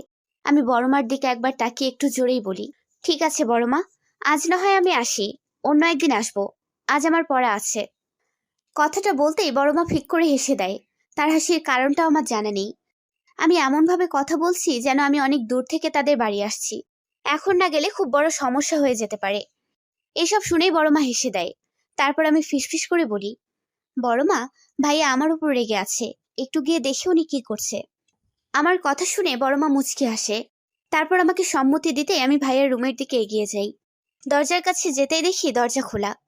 আমি আস্তে করে ভাইয়ার রুমে প্রবেশ করি। দেখি ভাইয়া খাটে হেলান দিয়ে আধশোয়া অবস্থায় বসে আছে, চোখ দুটো বন্ধ। আমি এগিয়ে গিয়ে তার পাশের একটি আসনে বসলাম। ভাইয়া হয়তো আমার উপস্থিতি বুঝতে পারে নাই, তাই ওইভাবেই বসে আছে। আমি অনেকক্ষণ গালের নিচে হাত দিয়ে ভাইয়ার দিকে তাকিয়ে থাকি। ভাইয়াকে খুঁটিয়ে খুঁটিয়ে দেখতে থাকি। ভাইয়া ফর্সা মুখ অনেকটা লাল বর্ণ ধারণ করে আছে, অনেকটা রেগে আছে হয়তো এখনো। আমি ইচ্ছে করে একটু শব্দ করি, আর তাতেই কাজ হয়। ভাইয়া চোখ মেলে তাকিয়ে আমাকে দেখে অনেক চমকে ওঠে। আমার দিকে একটু তাকিয়ে ভাইয়া আবার চোখ বন্ধ করে নেয়। চোখ বন্ধ করা অবস্থাতেই ভাইয়া বলে, এখানে কি জিহু, রুম থেকে চলে যা প্লিজ, লিভ মি অ্যালোন। শেষের কথাটা ভাইয়া অনেকটা জোরেই বলে। আমি হালকা কেঁপে উঠি, ভ্রু কুচকে চোখ বন্ধ করে থাকি। তারপর তার দিকে তাকিয়ে বলি, ভাইয়া আমি আমি কি বলছি তোকে? প্লিজ চলে যা এখান থেকে, নয়তো আমার চাইতেও খারাপ আর কেউ হবে না। কিন্তু তাতেও আমার কোনো নড়চড় নেই। আমি নিচের দিকে তাকিয়ে একদমই বলি, সরি ভাইয়া, তখন আমি আপনার সাথে মজা করে এই কথাটা বলেছিলাম। ফাইম তো আমার জাস্ট ফ্রেন্ড, আমার কোনো বফ টফ নেই, প্লিজ রাগ করবেন না। অনেকটা করুণ গলায় বলে উঠি আমি। আমার কথা শেষ হতেই ভাইয়া চোখ মেলে আমার দিকে তাকিয়ে বলে, আমি কি তোকে বলেছি যে আমি রাগ করছি? আমি মাথা নেড়ে না বলি। তারপর নিচের দিকে তাকিয়ে বলি, তাহলে আপনি আমার সাথে এমন করছেন কেন? আর আমার মতো থার্ড ক্লাস একটা মেয়ে যদি বফ থাকেও, আপনি এত জেলাস ফিল করছেন কেন? কথাটা শুনেই কুষাণ ভাইয়া আমার দিকে রাগি লুকে তাকায়। আমি ডোন্ট কেয়ার ভাব নিয়ে বসে আছি। হঠাৎ ভাইয়া আমার সামনে থেকে উঠে বেলকনিতে চলে যায়। আমিও ছাড়ার পাচ্ছি নই, তাই আমি উঠে ভাইয়ার পেছন পেছন বেলকনিতে যাই। ভাইয়া দুহাত বুকে গুজে বাইরের দিকে তাকিয়ে আছে। আমি এগিয়ে গিয়ে ভাইয়ার পাশে দাঁড়াই। তারপর ভাইয়ার দিকে তাকিয়ে বলি, ভাইয়া আমার প্রশ্নের উত্তর দেন প্লিজ। ভাইয়ের দিকে তাকিয়ে করুণ কণ্ঠে বলি, কুষাণ ভাইয়া কোনো কথা না বলে আগের মতোই দাঁড়িয়ে আছে। আমার এবার অনেক বিরক্ত লাগছে। আমি চলে যাই তাহলে। আসতে যেহেতু কোনো অনুমতি লাগে নাই, তাহলে যেতে অনুমতি লাগার কথা না। অবশেষে তার মুখ থেকে কথা বের করতে পারলাম, ওকে আমি চলে যাব। তার আগে একটা কথা বলেন, আমার মতো থার্ড ক্লাস। আমি কথা পুরোটা শেষ না করতেই ভাইয়া আমার দিকে রাগি লুকে তাকায়। তাকে এভাবে তাকাতে দেখে আমি কিছুটা ঘাবড়ে যাই। ভাইয়া আমার দিকে 2 পা এগিয়ে এসে আমার কোমর জড়িয়ে তার সাথে মিশিয়ে নেয়। কুষাণ ভাইয়ের কাজে আমি পুরোই শকড। আপাতত আমার মাথা হ্যাং হয়ে আছে, কোনো কিছুতেই কাজ করছে না। ভাইয়া আমার কপাল থেকে ছোট ছোট চুলগুলো কানের কাছে গুজে দেয়। তার প্রতিটা স্পর্শে আমি কেঁপে উঠি। অবাক দৃষ্টিতে তার দিকে তাকিয়ে আছি। ভাইয়া আমাকে তার দিকে এভাবে তাকিয়ে থাকতে দেখে মুচকি হেসে বলে, তোর মতো একটা থার্ড ক্লাস মেয়ের যদি বফ থাকে তাহলে আমার অনেক কিছু। ইভেন যদি তোর কোনো বফ থাকেও, থাকলে তার কথা ভুলে যা। আমি এখনো ভাইয়ার দিকে অবাক দৃষ্টিতে তাকিয়ে আছি। কেন? বিকজ আমি বলছি তাই। কেন, তার জন্য বুঝি আলাদা কোনো রিজন দেখাতে হবে? কথাটা বলেই ভাইয়া আমাকে ছেড়ে দেয়। তারপর আবার আমার দিকে রাগি লুকে তাকিয়ে বলে, এখন গিয়ে সুন্দর করে খেয়ে নিস। আমি একটু পর ওই ফ্ল্যাটে আসছি। আর এসে যদি শুনি তুই এখনো খাওয়া দাওয়া করিস নাই, তাহলে তখন কি হবে তা তখন দেখবি। এখন যা। রুমে বসে বসে মিতুর সাথে চ্যাটিং করছি। রুমে এসে সবার আগে খাওয়া দাওয়া করে নেই। কুষাণ ভাইয়াকে বিশ্বাস নেই, যখন যা ইচ্ছা তাই করতে পারে, তাই বাসায় এসে আগে খেয়ে নেই। হঠাৎ আমার রুমে জিদান ভাইয়া আসে। ভাইয়া এসে আমার কোলে মাথা রেখে শুয়ে পড়ে। হঠাৎ ভাইয়ার আগমনে আমি কিছুটা হকচকিয়ে যাই। ভাইয়া ছোট বাচ্চাদের মতো চকলেট খেতে খেতে আমাকে বলে, কিরে মিসেস পেতনি, কি করিস? ভাইয়ার কথা শুনে আমি রেগে গিয়ে ভাইয়ার চুল টেনে দেই। ভাইয়া আউচ বলে মৃদু চিৎকার করতে আমি হেসে দেই। ভাইয়া আমি মিসেস হলাম কখন, কোন দিন, কিভাবে? আমার কথা শুনে ভাইয়া ফিক করে হেসে দেয়। তারপর আমার মাথায় টোকা দিয়ে বলে, খুব তাড়াতাড়ি তো বড় হয়ে গেছিস, এখন তো বিয়ে দিতে হবে। তা কবে বিয়ে করবি শুনি? আমি কখনোই এত তাড়াতাড়ি বিয়ে করব না। সবার আগে তোমার বিয়ে হবে, তারপর তুমি ছোটবেলা থেকে এখন পর্যন্ত আমার মাথা থেকে যতগুলো চুল ছিলে ঠিক ততগুলো চুল তোমার বইয়ের মাথা থেকে ছিঁড়বো। তারপর চিন্তা করে দেখবো বিয়ে করব কি করব না। তারপর শুরু হয়ে যায় আমাদের দুই ভাই বোনের খুনসুটির ঝগড়া। ভাইয়ের সাথে অনেকক্ষণ হাসি ঠাট্টা মারামারি করে ক্লান্ত হয়ে দুজনেই বসে পড়ি। ভাইয়া লম্বা হয়ে খাটের ওপর শুয়ে পড়ে। হঠাৎ ভাইয়া কল আসায় ভাইয়া মোবাইল নিয়ে উঠে চলে যায়। আমি ফ্রেশ হয়ে এসে পড়তে বসি। প্রায় অনেকক্ষণ পড়ার পর হঠাৎ গিটারের টুংটাং শব্দে আমি চমকে উঠি। কিছুটা অবাক হয়ে আমি উঠে দাঁড়াই। গিটারের শব্দ লক্ষ্য করে এগিয়ে যাই। বেলকনিতে গিয়ে দেখি কুষাণ ভাইয়া তার বেলকনিতে দোলনায় বসে গিটারের সুর তুলছে। হঠাৎ ভাইয়ার আজকে করা কাজগুলো আমার মনে পড়ে যায়। আনমনেই হেসে উঠি। মনে মনে ভাবছি, সত্যি ভাইয়া একটা আজব ধরনের প্রাণী। যে প্রাণীর সম্পর্কে আমি অনেক কিছুই জানি, অনেক বুঝি তাকে, কিন্তু তাও মনে হয় কে সে। আমি তো তাকে চিনি না, তাকে বুঝি না। আচ্ছা, সে কি আমার জীবনের বিশেষ কেউ? কথাটা একবার মনে আসতেই নিজেকে নিজে গালি দিতে থাকি। সি জিহা, তোর ভাবনা কোন দিন থেকে এতটা নিচে নেমে গেল? ও তোর ভাই, শুধুই ভাই, আর কিছুই না। এর চেয়ে বেশি কিছু ভাবাটা তোর ঠিক না। কোথায় তোর কুষাণ ভাই আর কোথায় তুই? এই দিকটা অন্তত একবার চিন্তা করবি। এসব বলে নিজেকে সান্ত্বনা দিতে থাকি। হঠাৎ কুষাণ ভাইয়া গান গেয়ে ওঠে। যদি এমন হতো তোমায় নিয়ে স্বপ্নগুলো সত্যি হতো, যদি এমন হতো তোমার সাথে সময়টুকু অসীম হতো, তুমিও কি তাই চাও বলো আমায়? কেটে যায় প্রায় 2 মাস। এই 2 মাসে অনেক কিছু ঘটে যায়। সময়ের সাথে সাথে সবকিছুই বদলে যায়। শ্রাবণ মাসের মাঝামাঝি সময়। রাত প্রায় 2টা বাজে। বাহিরে প্রচুর ঝড় উঠেছে। সন্ধ্যা থেকে একটানা বৃষ্টি লেগেই ছিল। অবশ্যই বর্ষাকাল বলে কথা। আমি রুমে কাঁথা মুড়ি দিয়ে গুটিসুটি মেরে শুয়ে আছি। হালকা শীত শীত লাগছে। চোখ বন্ধ করতেই কুষাণ ভাইয়ের হাস্যোজ্জ্বল মুখখানা ভেসে ওঠে চোখের সামনে। এই 2 মাসে কুষাণ ভাই আমাকে অনেকভাবে জ্বালিয়েছে। 2 মাসে ভালো করে 2টা দিনও ঠিকমতো শান্তিতে থাকতে দেয়নি তিনি আমাকে। নানাভাবে বিরক্ত করতো আমাকে। কখনো এসে আমার কোলে মাথা রেখে বলতো তার মাথায় আলতো করে বিলি কেটে দিতে। তার নাকি মাথা ব্যথা করে। আমিও বাধ্য মেয়ের মতো তার মাথায় বিলি কেটে দিতাম। কখনো কখনো তাদের ফ্ল্যাটে গেলে বলতো তাকে খাইয়ে দেওয়ার জন্য। তার নাকি হাতে ব্যথা করে। কাজগুলো করতে আমার প্রথম প্রথম বিরক্ত লাগলেও এখন বেশ ভালো লাগে। আলাদা একটা অনুভূতি কাজ করে তার প্রতি। আমি জানি না এই অনুভূতির নাম কি দেয়া যায়, তবে বলবো যে আমার এই অনুভূতি সবার থেকে আলাদা। এখন তাকে নিয়ে ভাবতে অনেক ভালো লাগে। মাঝে মাঝে তার করা কাজগুলো দেখে সত্যি অবাক হয়ে যাই। কুষাণ ভাইয়া প্রতিদিন অফিস থেকে আসার সময় আমার জন্য কখনো আইসক্রিম, ফুচকা, বিরিয়ানি নিয়ে আসতো। কখনো বা আসার সময় হাতে একগাদা চুড়ি নিয়ে আসতো। চুড়ি বরাবরই আমার খুব পছন্দের। কিন্তু আজ আমার মনটা ভীষণ খারাপ লাগছে। আজ সারাদিনে একবারের জন্য কুষাণ ভাই আমাদের ফ্ল্যাটে আসে নাই। ভাইয়া এখন ধরতে গেলে আমার অভ্যাসে পরিণত হয়েছে। তাকে একটাবার না দেখলে কেন জানি না নিজের থেকে অনেক খারাপ লাগে। হঠাৎ ভাইয়ার কথা মনে পড়তে আমি উঠে বসি। পাশ ফিরে ফোনটা হাতে নিয়ে ভাইয়াকে একটাবার কল করার জন্য। কিন্তু পরক্ষণেই মনে পড়ে, এখন তো অনেক রাত হয়েছে, ভাইয়া হয়তো ঘুমিয়ে পড়েছে। কথাটা মনে পড়তেই মনটা আবার খারাপ হয়ে যায়। আমি জানালা দিয়ে ভাইয়ার রুমের দিকে উঁকি দিয়ে দেখি ভাইয়ার রুমে এখনো লাইট জ্বলে। তার মানে ভাইয়া এখনো ঘুমায় নেই। কথাটা মনে পড়তেই আমার মুখে একচিলতে হাসি ফুটে ওঠে। ফোনটা পুনরায় হাতে নিয়ে আমি ভাইয়ার ফোনে ডায়াল করি। কুষাণ বসে অফিসের কিছু গুরুত্বপূর্ণ কাজ করছেন। আজ 2 দিন ধরে তার আবার অফিসে কাজের চাপ বেশি, তাই রাত জেগেই প্রায় তাকে কাজ করতে হয়। সে যে কাজ করছে তার এতদিকে হুঁশ নেই যে রাত প্রায় কতটা হয়েছে। অনেকটা ক্লান্ত শরীর নিয়ে খাটে হেলান দিতেই হঠাৎ ফোন বেজে ওঠে তার। সাথে সাথে কিছুটা চমকে উঠেছে। এত রাতে কে ফোন করবে তা ভেবে ফোনটা হাতে নিতেই দেখে ফোনের স্ক্রিনে নীলপরি নামটা জ্বলজ্বল করছে। মুহূর্তে তার সব ক্লান্তি মুছে মুখে তৃপ্তির হাসি ফুটে ওঠে, কিন্তু তা আবার সাথে সাথে মিলিয়ে যায়। এই ভেবে যে এত রাতে ফোন করছে, যেহেতু তার মানে কোনো বিপদ হয় নাই তো। কথাটা ভেবে কুষাণ তাড়াতাড়ি করে ফোন রিসিভ করে। ফোন ধরে কানের নিচে নিতে ওই পাশ থেকে বলে ওঠে, কুষাণ ভাইয়া, আপনি এত পচা কেন? আজ আমাদের ফ্ল্যাটে একবারের জন্য আসেন নাই, আবার আমার চকলেটও দিয়ে যান নাই, কেন বলুন তো? কথাটা শুনে কুষাণ নিঃশব্দে হাসে। এতদিন পর তার মনে হচ্ছে সে অনেক বড় একটা কথা শুনেছে। তার নীলপরি তাকে মিস করছে। এতদিন পর সে নিজেকে সার্থক মনে করছে। সরি জিহু, আসলে আজ অনেকটা কাজের চাপ থাকার কারণে যেতে পারি নাই। আর অফিস থেকে আসতে আসতে অনেক লেট হয়ে গেছে, তাই কিছু আনতে পারি নাই। সরি, কানে ধরছি, আর এখন হবে না। ওই পাশ থেকে জিহা ঠোঁট টিপে হাসে। তারপর কিছুটা গম্ভীর স্বরে বলে, ঠিক আছে ঠিক আছে, এবারের মতো ক্ষমা করলাম, বাট পরের বার যদি এমন হয় তবে খবর আছে কিন্তু। ঠিক আছে ম্যাডাম।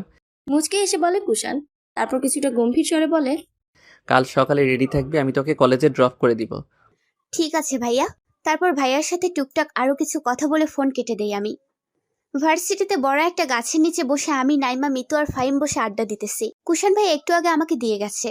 হঠাৎ আমার সামনে আমাদের ডিপার্টমেন্টের একটা মেয়ে এসে বসে। মেয়েটার নাম নেহা, কিছুটা ন্যাকা টাইপের মেয়ে। এসে আমার সামনে বসে বলে, হাই জিহা, কেমন আছো তুমি? ভালো। আচ্ছা, আজ তোমার সাথে যে কালো গেঞ্জি পরা একটা ছেলে আসছে, ছেলেটাকে বলবে? কালো গেঞ্জি তার মানে কুশান ভাইয়া। আমি ওর দিকে কিছুটা ভ্রুকুচকে তাকিয়ে বলি, কেন?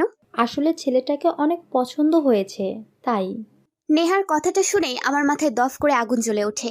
ওর দিকে তাকিয়ে দাঁতে দাঁত চেপে বলি, উনি যেই হন না কেন তার বিয়ে হয়ে গেছে 1 বছর আগে এবং তার 2টা বাচ্চাও আছে। সো তার দিকে চোখ তুলে তাকালেও লাভ নেই, বুঝলে? আমার কথা শুনে নেহা কিছুটা থতমত খেয়ে যায় এবং কি উপস্থিত সবাই আমার দিকে হা করে তাকিয়ে আছে। ফাহিম আমার দিকে তাকিয়ে বলে, 1 বছরে বিয়ে, তার ওপর 2টা বাচ্চা কিভাবে সম্ভব? ফাহিমের কথা শুনে আমি থতমত খেয়ে যাই। তারপর আমতা আমতা করে বলি, টুইন বেবি হয়েছে, বুঝলি মূর্খ। বলে আমি উঠে ক্লাসের দিকে হাঁটা শুরু করি। শেষে উপায়ন্তর না পেয়ে ওরা 3জনও আমার পেছন পেছন আসে। ভার্সিটি ছুটি হতেই আমি বের হয়ে গেটের সামনে এসে দাঁড়াতেই আমার সামনে ইমন নামের একটা ছেলে এসে দাঁড়ায়। ছেলেটাকে আমি চিনি, আমাদের ভার্সিটির সিনিয়র ভাই। মাঝে মধ্যে আমার সামনে এসে দাঁড়ায় আর বলে, জিহা, আমি তোমাকে ভালোবাসি, প্লিজ আমার ভালোবাসাটা একসেপ্ট করো। আমি তোমাকে অনেক ভালো রাখবো, প্লিজ। কিন্তু প্রতিদিনই আমার কথা একটাই থাকে, তাই ফিরে চলে যায়। আজ আবার আসছে, এসে আমার সামনে পুরনো ডায়লগগুলো দিতে থাকে। আমি তাকে পাশ কাটিয়ে চলে আসি। পেছন থেকে ভাইয়াটা কিছু একটা বলছে, আমি ভালো করে শুনি নাই। কুশান ভাইয়া আর আমি গাড়িতে বসে আছি, ভাইয়া ড্রাইভ করছে। আমি বসে বসে ভাইয়ার সাথে বকবক করছে আর ভাইয়া চুপচাপ ড্রাইভ করছে। আমার সাথে একবারের জন্য কথা বলে নাই। ভাইয়ার সাথে বকবক করতে করতে আমি খেয়ালই করি নাই যে আমরা বাড়ির ঠিক উল্টো রাস্তা দিয়ে যাচ্ছি। এটা দেখে আমি আঁতকে উঠে ভাইয়ার দিকে তাকাই, তার দৃষ্টি সামনে নিবদ্ধ। ভাইয়া, আমরা কোথায় যাচ্ছি? ভাইয়া কোনো কথা না বলে ড্রাইভ করতে থাকে মনোযোগ দিয়ে। এবার আমার মনটাই খারাপ হয়ে যায়। আমি ভাইয়ার দিকে মন খারাপ করে তাকাই। ভাইয়ার এক হাত ধরে হালকা টান দিয়ে তার হাতের ওপর হাত রেখে বলি, ভাইয়া, আমি কি কোনো ভুল করেছি যার কারণে আপনি আমার উপর রেগে আছেন? কুশান ভাইয়া এক পলক আমার দিকে তাকিয়ে চোখ ফিরিয়ে নিয়ে আবার সামনের দৃষ্টি নিবদ্ধ করে বলে, কই না তো, আমি কি তোকে বলছি যে আমি রাগ করছি বা অন্য কিছু? না, কিন্তু আপনি তাহলে আমার সাথে কথা বলেন না কেন? আমি তো সেই কখন থেকে বকবক করেই যাচ্ছি, কিন্তু আপনি মনে হচ্ছে কিছুই শোনেন না। কি হলো আপনার? তোর প্রতিটা কথা সবসময় আমি গভীর মনোযোগ দিয়ে শুনি, সো কখনোই এই ধরনের কথা মুখেও আনবি না। আর বাকি রইল কথা না বলা, ওইটা এমনি। আমার এখন কথা বলতে ইচ্ছে করছে না, তাই চুপ করে আছি। তোর কথা শুনতে ভালো লাগছে। কুশান ভাইয়ার কথা শুনে মনটাই খারাপ হয়ে যায়। আমি গাল ফুলিয়ে বলি, তার মানে আমি আপনাকে বিরক্ত করছি? আর আপনি আমার কথায় বিরক্ত বোধ করছেন বলেই চুপ করে আছেন? ভালো লাগছে না আপনার? তো সেই কথাটা আগে বললেই পারতেন, এত অভিনয় করার কি ছিল? আমার কথা শুনে কুশান ভাইয়া জোরে গাড়ি ব্রেক কষে। সিট বেল্ট থাকা এই যাত্রায় বেঁচে গেলাম। আমি একবার চারপাশে তাকিয়ে দেখি আমরা একটা জনমানব শূন্য গ্রাম সাইড এলাকায় আছি। বাইরের দিক থেকে চোখ ফিরিয়ে ভাইয়ার দিকে তাকাতেই দেখি ভাইয়া স্টিয়ারিং এর ওপর মাথা রেখে চোখ বন্ধ করে আছে। আমার কথায় ভাইয়া হয়তো রেগে গেছে, কিন্তু এখানে রেগে যাওয়ার মতো কোনো রিজনই খুঁজে পাই নাই। তাই ভাইয়ার দিকে তাকিয়ে বলি, ভাইয়া, আমি যা বলছি সত্যি বলছি, এখানে রেগে যাওয়ার। জাস্ট শাট আপ জিহা। যে সব কথার কোনো মানে বুঝিস না তা নিয়ে এত গবেষণা করতে কে বলছে তোকে? আমাকে কথা শেষ করতে না দিয়ে এই ভাইয়া জোরে ধমক দিয়ে বলে ওঠে। আমার বুঝ হওয়ার পর থেকে এই প্রথমবারের মতো দেখলাম কুশান ভাই আমাকে পুরো নামে ডাকছে, নয়তো সব সময় আমাকে জিহু বলেই ডাকে।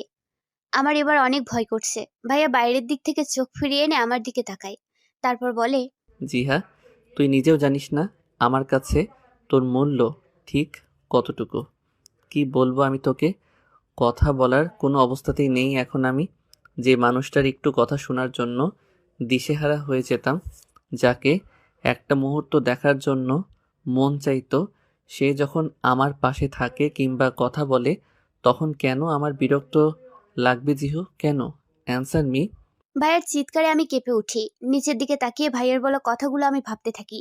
ভাইয়া কেন এই কথাগুলো বলছে? আমাকে দেখতে তার ইচ্ছে করে, আমার কথা শুনতে সবসময় মন চায়, কেন? তার মানে কি ভাইয়া আমাকে?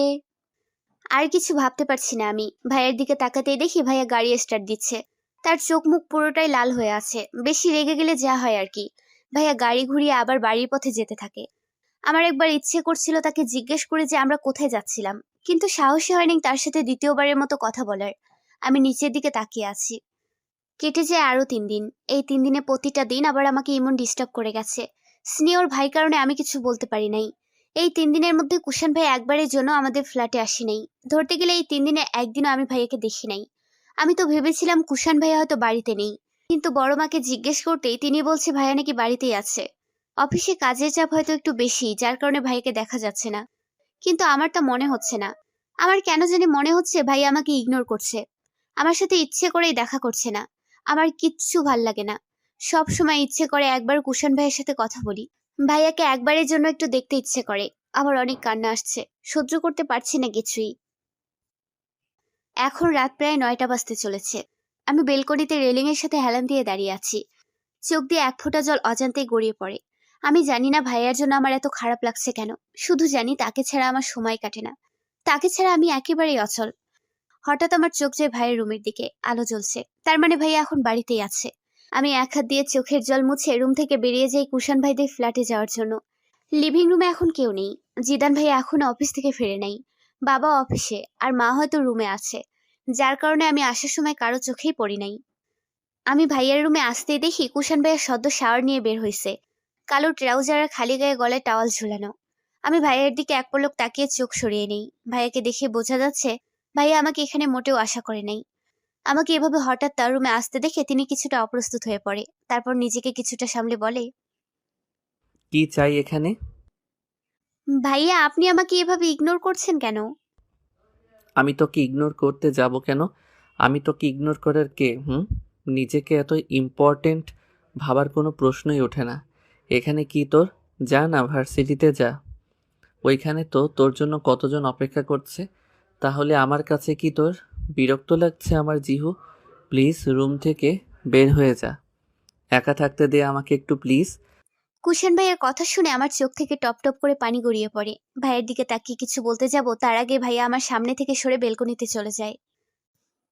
পরন্ত বিকেলে সূর্য পশ্চিম দিকে হেলে পড়ছে।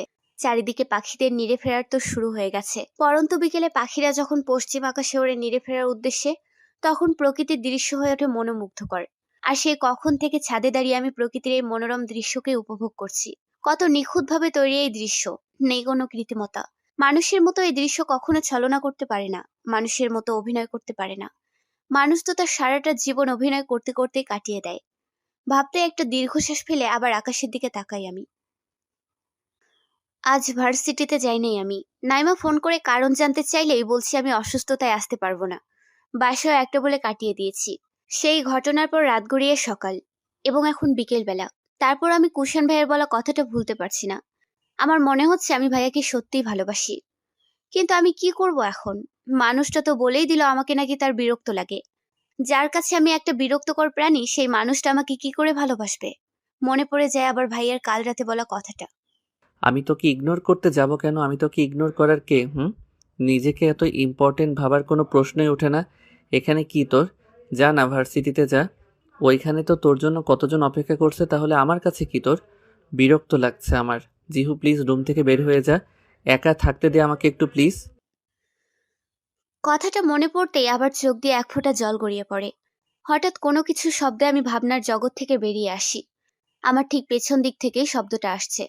তাই আমি পেছন ঘুরতেই কুশান ভাইয়ার মুখোমুখি হয়ে যাই। ভাইয়া আমার বরাবর দাঁড়িয়ে আছে। আর শব্দটা ছিল ভাইয়া এসেই ছাদের দরজা বন্ধ করে দিয়েছে। সকাল থেকে আমার বেহায়া চোখ দুটো শুধু তাকেই খুঁজেছিল।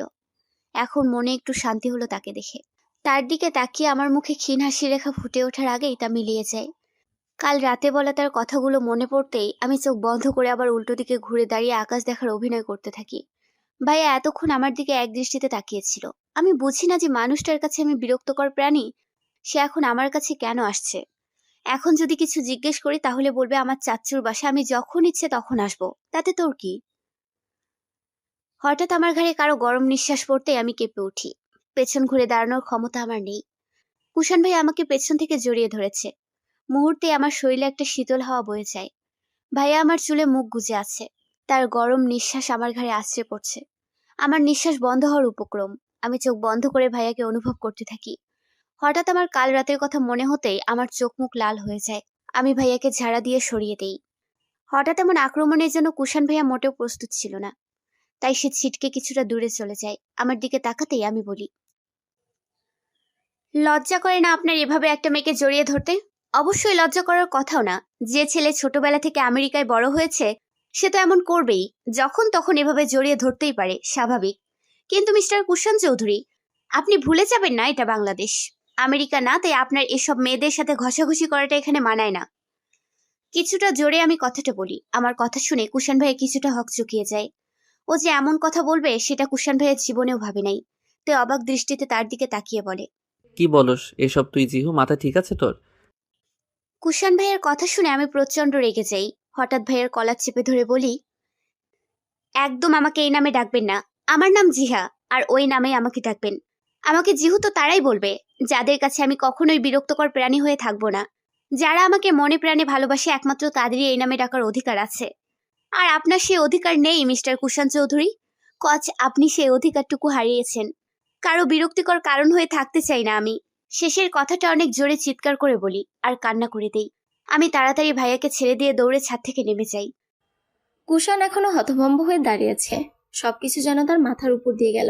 কিছু একটা হবে এটা জানতে সে, কিন্তু জিহা যে এমন কিছু করবে বা বলবে তার স্বপ্নেও ভাবে নাই সে। কালকে রাতে যে সে কত বড় ভুল করলো তাই ভাবছে, কিন্তু তার নীলপরীর মুখ থেকে যে শেষ পর্যন্ত এই কথাটা শুনতে হবে তা কখনোই ভাবে নাই। কুষাণ এখন বুঝতে পেরেছে যে সে তার অজান্তেই তার নীলপরীকে কষ্ট দিয়ে ফেলেছে। ভাবতেই তার চোখ ছলছল করে ওঠে। তার এখন মাথাটাকে ফাটিয়ে ফেলতে ইচ্ছে করছে, কিন্তু সে তো তার নীলপরীর সাথে এমন ব্যবহারের জন্য নিজেকে শাস্তি দিয়েছে। তারপরও কি করবে সে এখন তাই ভাবছে। আমি রুমে এসে দরজা বন্ধ করে ফ্লোরে বসে হাঁটুতে মুখ গুজে কান্না করতে থাকি। আমি কি তার সাথে এভাবে কথা বলতে চেয়েছি? তাহলে কেন করলাম এমন? কিন্তু আমারই বা কি বা করার ছিল? আমার যে প্রচন্ড রাগ উঠেছিল। এসব ভেবেই কান্না করতে থাকি আমি। ঠিক রাত 10টার দিকে আমার রুমের দরজায় কেউ কড়া নাড়ে। আমি উঠে ওয়াশরুমে গিয়ে মুখে পানি ছিটিয়ে দরজা খুলে দেই। দরজার পাশেই হেলান দিয়ে জিদান ভাইয়া দাঁড়িয়ে আছে। আমি তার দিকে তাকিয়ে মুখে কৃত্রিম হাসি নিয়ে বলি, কি হলো ভাইয়া, কিছু লাগবে তোমার? ভাইয়া আমার দিকে কিছুক্ষণ তাকিয়ে থেকে বলে, না, তেমন কিছুই না। এখন বের হতে পারবি আমার সাথে? ভাইয়ার কথা শুনে আমি অবাক হয়ে যাই। এত রাতে ভাইয়া বের হতে বলছে কেন তাই ভেবে পাচ্ছি না। আমি ভাইয়ার দিকে অবাক চোখে তাকিয়ে বলি, কেন ভাইয়া, কোথায় যাবে এত রাত্রে? ট্রিট দিব তোকে। ভুলে গেছিস নাকি তুই সব? আসলে ব্যস্ততার জন্য সময় পাই না তো, তাই এখন বের হতে চাইছি। বাট যদি তোর কোনো সমস্যা থাকে তাহলে যেতে হবে না। আরে না না, সমস্যা হবে কেন? আমি আমার ট্রিট পাবো এটাই তো অনেক। তুমি 10 মিনিট অপেক্ষা করো, আমি তৈরি হয়ে আসছি। আমার কথা শুনে ভাইয়া আচ্ছা বলে চলে যায়। আসলে ভাইয়া নাকি মিতুকে পছন্দ করে আর ওকে বিয়ে করতে চায়। এটার জন্য আমি একটু মিতুকে যেন রাজি করাই। আমিও যেন কিছু না ভেবে মিতুকে রাজি করানোর পেছনে লেগে যাই। কারণ মিতুকে আমার অনেক পছন্দ, আমার বন্ধু বলে কথা। ওকে রাজি করানোর পর ওর ফ্যামিলিকে জানানো হয়। তারাও এক কথায় রাজি হয়ে যায়। সেদিন ভাইয়া এতই খুশি হয়েছিল যে আমাকে বলছে ট্রিট দেবে। আর তাই এখন নিজের কথা রাখতে আসছে। ঠিক 10 মিনিট পর আমি রেডি হয়ে নিচে নামতেই ভাইয়া আমাকে মেসেজ করে বলে সে বাইরে গাড়ি নিয়ে অপেক্ষা করছে, আমি যেন বাইরে চলে যাই। তার মেসেজ দেখে আমি মাকে বলে বের হয়ে বাইরে আসতেই আমার চোখ ছানা বড়া হয়ে যায়। আমি বাহিরে আসতেই দেখি কুষাণ, জিদান ভাইয়া আর মিতু গাড়ির সামনে হেলান দিয়ে দাঁড়িয়ে আছে। আমাদের তো কথা ছিল আমি আর জিদান ভাইয়া যাব, তাহলে কুষাণ আর মিতু আসলো কোথা থেকে? আমি এসব ভাবতে ভাবতেই ভ্রু কুচকে তাদের দিকে এগিয়ে যাই। আমাকে আসতে দেখে ভাইয়া বলে, অবশেষে চলে আসলো জিহো, তাহলে যাওয়া যাক। ভাইয়া, বাট যাওয়ার কথা তো ছিল শুধু তুমি আর আমি যাব। তাহলে এখানে অন্য কেউ না, মানে বলতে চাইছি। ও আচ্ছা, এত পর করে দিলি তুই আমাকে যে এখন আমি অন্য কেউ হয়ে গেলাম। ঠিক আছে, আমি তোর সাথে যাব না, আমার হবু বরের সাথে যাব বাইকে করে। তুই বরং কুষাণ ভাইয়ের সাথে চলে আয়। আমার কথা শেষ করতে না দিয়ে মিতু বলে ওঠে। ওর কথা শুনে আমি আঁতকে উঠি। না না, আমি কারোর সাথে যেতে পারবো না। জিহু প্লিজ, আমরা একটু আলাদা সময় কাটাতে চাই। সো বুঝতেই তো পারস তুই। প্লিজ তুই কুষাণ ভাইয়ের সাথে চলে আয়। আর না আসলে কিন্তু খবর আছে। বাই। বলেই জিদান ভাইয়া মিতুর হাত ধরে চলে যায়। যাওয়ার সময় মিতু আমাকে চোখ মারে। এতক্ষণ যা হয়েছিল সব যেন মাথার উপর দিয়ে গেল। আমি যেন একটা ঘোরের মধ্যে ছিলাম এতক্ষণ। হঠাৎ কুষাণ ভাইয়া আমার পাশে দাঁড়িয়ে আছে কথাটা ভাবতেই আমি ভাইয়ার দিকে তাকাই। মনে মনে ভাবতে থাকি কিছুক্ষণ আগের ঘটনার জন্য যদি কুষাণ ভাই আমাকে ধরে থাপ্পড় দেয় তাহলে আমি কি করব? আমার ইজ্জতে ফালুদা হবে ভাবতেই আনমনে গালে হাত চলে যায়। ভাইয়া আমার দিকে ভ্রু কুচকে তাকিয়ে আছে। আমি তার দিকে তাকাতেই সে আমাকে চোখ দিয়ে ইশারা করে গাড়িতে ওঠার জন্য। আমি নিচের দিকে তাকিয়ে সুন্দর করে গিয়ে ফ্রন্ট সিটে বসে পড়ি। ভাইয়াও গিয়ে বসে গাড়ি স্টার্ট দিতে দিতে একবার আমার দিকে তাকায়। আমি মুখ ফিরিয়ে নিয়ে জানালা দিয়ে বাইরের দৃশ্য অনুভব করতে থাকি। ম্যাম, আমি আপনাকে অনেক ভালোবাসি, তাই যদি আপনি আমাকে অনুমতি দেন তো আমি আপনাকে জিহু বলে কি ডাকতে পারি? ভাইয়ার এমন কথা শুনে আমি অবাক দৃষ্টিতে তার দিকে তাকাই। ভাইয়ার মনোযোগ সামনের দিকে। আমি তার দিকে তাকিয়ে আছি। হঠাৎ সে আবার বলে ওঠে, জিহু, সেদিন তোর সাথে এমন বিহেভ করার পর থেকে আমার নিজের কাছেই অনেক খারাপ লেগেছিল। আমি তো তোর সাথে এমন বিহেভ করতে চাই নাই। আসলে কয়েকদিন যাবৎ আমার অফিসে কাজের চাপ অনেক বেশি থাকায় সময় মতো কিছুই করতে পারি নাই। সেদিন অফিসে কাজের চাপ একটু কম থাকায় তাড়াতাড়ি বাড়ি চলে এসেছিলাম। আমার প্রচুর মাথা ব্যথা করেছিল তাই। আর ছোটবেলা থেকেই আমি মাথা ব্যথা সহ্য করতে পারি না, নিজেকে পাগল পাগল মনে হয় তখন। তার উপর আবার অফিস থেকে ফেরার পথে এমন কিছু দেখেছিলাম যা দেখার জন্য মোটেও প্রস্তুত ছিলাম না আমি। আর তা দেখার পরই আমার মাথা আরও বেশি গরম হয়ে যায়। প্রচুর রাগ করে বাড়ি ফিরেছিলাম, কন্ট্রোলে ছিল না। আর সেই মুহূর্তে তোর কথা শুনে আরও মেজাজ খারাপ হয়েছিল, তাই উল্টাপাল্টা বলছি। বিশ্বাস কর জিহু, আমি ইচ্ছে করে কিছু করি না। তখন আমি হুঁশে ছিলাম না। প্লিজ ক্ষমা করে দে আমাকে। আমি আমার ভুলের জন্য নিজেকে শাস্তিও দিয়েছিলাম। ভাইয়ার করুণ কণ্ঠ শুনে আমি অবাক হয়ে যাই। আমি ভাইয়ার দিকে হতভম্ব হয়ে তাকিয়ে আছি। এসবের পেছনে এমন কিছু যে লুকিয়ে আছে তা আমার জানাই ছিল না। এখন নিজের মাথা ফাটাতে ইচ্ছে করছে যে কেন ভাইয়াকে তখন এতগুলো কথা বলেছিলাম। হঠাৎ ভাইয়ার শেষ কথাটা মাথায় আসতেই তার দিকে তাকিয়ে বলি, নিজেকে শাস্তি দিয়েছেন মানে? কি করেছেন আপনি? কথাটা শুনেই ভাইয়া মুচকি হাসে। তারপর তার বাম হাত আমার দিকে এগিয়ে দেয়। ভাইয়ার বাম হাত দেখতে আমার চোখ ছলছল করে ওঠে। আমি কেঁদে দেই, কারণ ভাইয়ার ফর্সা হাত একদম কালো হয়ে আছে। হাত কেটে হাতের অবস্থা বেহাল করে রেখেছে।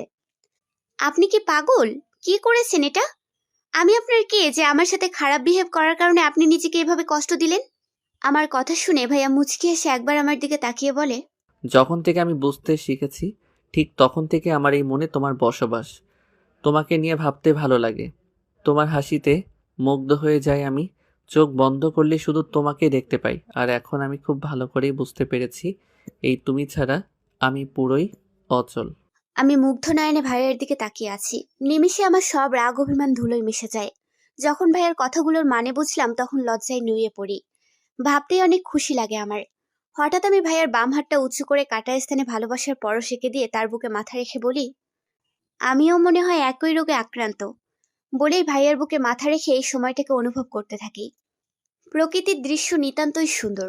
শরৎকালের মাঝামাঝি সময়। শরৎকালে প্রকৃতির দৃশ্য দেখে মুগ্ধ হই। আসলে প্রকৃতি এমনই, যাকে যত দেখি ঠিক তত বেশি মুগ্ধ হয়ে যাই। এই কয়টা দিনে আমি আর কুষাণ ভাইয়া জমিয়ে প্রেম করি। সারা রাত ফোনে কথা বলি। ভালোবাসার হাজারো স্বপ্ন বুনতে থাকি। কিন্তু তারপরও ভাইয়া আমাকে ধমক দেওয়া বন্ধ করে নাই। আমাকে দেখলেই তার ধমক দিতে ইচ্ছে করে। আমাকে দেখলেই চোখ রাঙিয়ে কথা বলে। মাঝে মাঝে আবার আমার পছন্দের সব কাজ করে। মাঝে মাঝে এমন কাজ করে যা আমার কল্পনার বাইরে থাকে। যেমন আজ রাত প্রায় 10টার পর হঠাৎ জিদান ভাইয়া এসে আমাকে বলে, জিহু, কুষাণ তোর জন্য বাইরে অপেক্ষা করছে, তাড়াতাড়ি রেডি হয়ে নিচে যা। ভাইয়ার কথা শুনে আমি অবাক হয়ে যাই। অবাক চোখে তাকিয়ে বলি, কেন ভাইয়া, কোথায় যাবে? ভাইয়া কিছুটা বিরক্ত হয়ে বলে, আমি জানি কি করে, ও আমাকে বলছে তোকে বলার জন্য, তাই বলছি। আর হ্যাঁ, ফেরার পর কলিং বেল বাজাবি না, আমাকে মেসেজ করলেই হবে। কথাটা বলে উত্তরের অপেক্ষা না করেই চলে যায়। আমি অনেকক্ষণ তার যাওয়ার পানে তাকিয়েছিলাম। হঠাৎ তার কথা মাথায় আসতেই আমি তাড়াতাড়ি উঠে ওয়াশরুমে গিয়ে ফ্রেশ হয়ে রেডি হয়ে নিচে আসি। আমি নিচে নামতেই দেখি কুষাণ ভাইয়া বাইকে হেলান দিয়ে দাঁড়িয়ে আছে। আমাকে আসতে দেখে সে সোজা হয়ে দাঁড়ায়। তারপর আমাকে একবার দেখে নিয়ে চোখ দিয়ে ইশারা করে বাইকে উঠতে বলে। আমি ভাইয়ার দিকে এখনো অবাক চোখে তাকিয়ে আছি। জিদান ভাই আর তার দুজনের ব্যবহারই খুব অদ্ভুত লাগছে। আমি ওনার দিকে তাকিয়ে বলি, কোথায় যাব আমরা? আমার নীলপরির সাথে একটু ঘুরতে ইচ্ছে করছে, তাই আর দেরি না করে চলে আসলাম। এখন তুই একদম দেরি করাবি না, তাড়াতাড়ি বাইকে উঠতে বলছি। কুষাণ ভাইয়ের কথা শুনে আমি মুচকি হাসি। মাঝে মাঝে তার চাওয়াগুলো খুব ভালো লাগে। আমি বাইকে বসে 2 হাত দিয়ে ভাইয়ার কোমর জড়িয়ে ধরে তার পিঠে মাথা রাখি। আচমকা এমন হয় কুষাণ ভাইয়া কিছুটা অপ্রস্তুত হয়ে পড়ে। পরক্ষণে ঘটনা বুঝতেই মুচকি হেসে সে বাইক স্টার্ট দেয়। আমরা দুজনেই চুপ করে আছি। একজন আরেকজনকে অনুভব করছি। এইভাবে চুপ করে থাকার মাঝেও যেন আলাদা শান্তি খুঁজে পাচ্ছি। হঠাৎ আমার জিদান ভাইয়ের কথা মনে পড়তেই কুষাণ ভাইয়ের দিকে ভ্রু কুঁচকে তাকিয়ে বলি, ভাইয়া একটা কথা জিজ্ঞেস করি আপনাকে। বাট তার আগে আমাকে ভাইয়া ডাকা বন্ধ করতে হবে। কুষাণ ভাইয়ের কথা শুনে আমি চমকে উঠি। তাকে ভাইয়া ডাকা বন্ধ করতে হবে মানে? কি বুঝাতে চাইছে সে? কিন্তু একটু পর তার কথার মানে বুঝতেই আমি হেসে তাকে 2 হাতে আরো শক্ত করে জড়িয়ে ধরে বলি, ঠিক আছে ব্রো, এখন থেকে আর ভাইয়া ডাকবো না, ওকে? আমার কথা শুনে ভাইয়া ভ্রুকুচকে আমার দিকে তাকিয়ে বলে, what is bro? Bro is bro. বলে হা হা করে হাসতে থাকি। আমাকে হাসতে দেখে ভাই বাইক থামিয়ে আমার দিকে ভ্রুকুচকে তাকায়। তাকে এভাবে তাকাতে দেখে আমি কিছুটা দমে যাই। অনেক কষ্টে হাসি আটকে রেখে ভ্রুকুচকে তাকে জিজ্ঞেস করি। সে আমার দিকে তাকিয়ে বলে, মজা নিতে খুব ভালো লাগে তাই না? এইদিকে আমি দুঃখে কষ্টে মরে যাচ্ছি। আমারই হবু বউ কিনা আমাকে ভাইয়া ব্রো এসব বলে ডাকছে। হায় রে কপাল আমার। করুণ কণ্ঠে বলে ভাইয়া। তাকে এখন একদম ছোট বাচ্চাদের মতো লাগছে। তার এমন ফেস দেখে আমার আরো হাসি পাচ্ছে। আর না পেরে আবার জোরে হেসে দেই। এবার ভাইয়া আমার দিকে তাকিয়ে কিছুটা চিন্তিত হয়ে বলে, হায় আল্লাহ, আমি তো আমার হবু বউকে নিয়ে একটু ঘুরবো ভেবেছিলাম, কিন্তু এখন তো দেখছি তাকে পাবনা নিতে হবে। সে কি সত্যি পাগল হয়ে গেছে? ভাইয়ার কথা শুনে এবার আমার হাসি উধাও হয়ে যায়। তার দিকে ভ্রুকুচকে তাকিয়ে আছি আর তার কথাগুলো বোঝার চেষ্টা করছি। আমাকে এভাবে তাকিয়ে থাকতে দেখে ভাইয়া হয়তো আমার মনের অবস্থা বুঝতে পেরেছে। তাই সে হঠাৎ বলে ওঠে, ও তুই ঠিক আছিস? আমি তো আরো ভাবলাম তুই হয়তো পাগল হয়ে গেছিস। কারণ ছাড়া একমাত্র পাগলকে হাসতে দেখলাম আমি। ভাইয়ার কথার মানে বুঝতে পেরেই আমি তেলে বেগুনে জ্বলে উঠি। বসে তার বুকে এলোপাথারি ঘুষি মারতে থাকি। আর আমার কাজে ভাইয়া হাসতে হাসতে কুটি কুটি। তাকে হাসতে দেখে আমার আরো বেশি রাগ হয়। তাই তাকে বলি, আমি পাগল হলে একটা পাগলকে আপনি ভালোবাসেন কেন? কেন তাকে শুধু শুধু বউ হওয়ার স্বপ্ন দেখান? হঠাৎ কুষাণ ভাইয়া আমার কোমর জড়িয়ে নিজের সাথে মিশিয়ে নিয়ে কানের কাছে ফিসফিস করে বলে, আমি শুধু শুধু কেন বউ হবার স্বপ্ন দেখাতে যাব? যা সত্যি তাই তো বলছি। আর তুই এতটা পাগলি কারণেই তো তোকে এত ভালোবাসি। সেটা কি তুই বুঝিস না? ভাইয়ার কথায় এক ধরনের মাদকতা ছিল, যাতে আমি শিউরে উঠি। তার দিকে মুগ্ধ দৃষ্টিতে তাকিয়ে আছি। সত্যি বলতে তাকে যত দেখছি ততই মুগ্ধ হয়ে যাচ্ছি। আমি কথা ঘোরানোর জন্য বলি, যে জিদান ভাইয়া আমাদের এভাবে সাহায্য করছে কেন? আমার কথার মানে কুষাণ ভাইয়া বুঝেও না বোঝার ভান করে আবার বাইক স্টার্ট দেয়। দিয়ে সামনের দিকে তাকিয়ে বলে, জিদান আমার বেস্ট ফ্রেন্ড তাই। আর তার চেয়ে বড় কথা ও তো আমার শালা, তাই এখন থেকে আমাকে প্রেম করতে সাহায্য করছে। ভাইয়া কি সবকিছু জানে?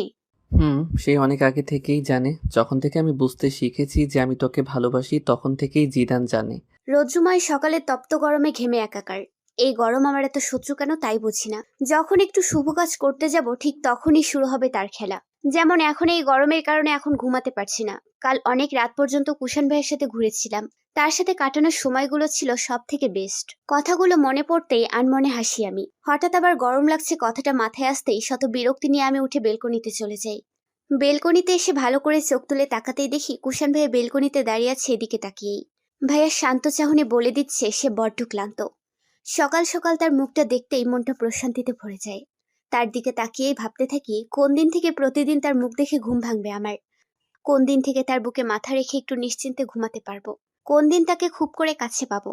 ভাবতে ভাবতেই তার দিকে তাকাই। সে এখনো আমার পানে তাকিয়ে আছে। আমি আস্তে করে নিচের দিকে তাকিয়ে রুমে চলে আসি। ভাইয়ার সাথে কথা বলতে অনেক ইচ্ছে করছিল, তাই তাকে ফোন করলাম। মূলত রুমে এসেছি তাকে ফোন করার জন্য। কত ইচ্ছে করছিল তোমাকে একটু মন ভরে দেখবো, আর তুমি এটা কি করলে? চলে গেছে কেন জিহু? ফোন ধরতেই কিছুটা হতাশ কণ্ঠে বলে কুষাণ ভাইয়া। তার কথা শুনে আমি অমায়িকভাবে হাসি। ঠোঁট টিপে বলি, এতে আমার কি দোষ বলেন? জিহুর নাকি হঠাৎ ইচ্ছে করছিল তার কুষাণ ভাইয়ের সাথে কথা বলতে, তাই তো এক প্রকার বাধ্য হয়ে রুমে এসেছিলাম। আমার কথা শুনে কুষাণ ভাইয়া হাসে। সে কিছু বলতে যাবে তার আগে আমি তাকে থামিয়ে দিয়ে বলি, আপনি কি সকাল সকাল অফিসে গেছিলেন? আপনাকে দেখে ক্লান্ত মনে হচ্ছে। আসলে সকাল সকাল অফিসে একটা মিটিং ছিল, তাই অফিসেই ছিলাম। মাত্র আসছি। ও সরি, তাহলে মনে হয় আপনাকে অসময়ে ডিস্টার্ব করলাম। আপনি বরং ফ্রেশ হয়ে নাস্তা করে নিন। জিহার কথা শুনে কুষাণের অনেকটা রাগ হয়। কিছুটা গম্ভীর কণ্ঠে বলে, আমার ক্লান্তি দূর করার জন্য একটিবার তোমাকে দেখার জন্য ছুটে গেছিলাম। তোমার মাঝেই আমার সব ক্লান্তি দূর হয়ে যায়। তারপরও এই কথা বলছো তুমি? এখন বুঝি আমার সাথে কথা বলতে ইচ্ছে করে না তোমার? ভাইয়ার কথা শুনে আমি নিঃশব্দে হাসি। তার কথার মাঝে আলাদা একটা টান আছে, যা মুহূর্তেই যে কাউকে ঘায়েল করতে পারবে। আমি কোনো কথা না বলে চুপ করে বসে আছি। দুজনেই চুপ করে আছি। দুজন দুজনকে অনুভব করার চেষ্টা করছি। জিহু, ঘোর লাগা কণ্ঠে এভাবে ডেকে ওঠায় আমি কেঁপে উঠি। আমার মাঝে মাঝে অনেক ভয় হয় যদি তোমাকে হারিয়ে ফেলি তাহলে আমি সত্যি বাঁচব না। হয়তো বেঁচে থাকতে পারি, কিন্তু তা হবে মরে বেঁচে থাকার মতো। এক ধরনের জীবন মৃত হয়ে বেঁচে থাকবো।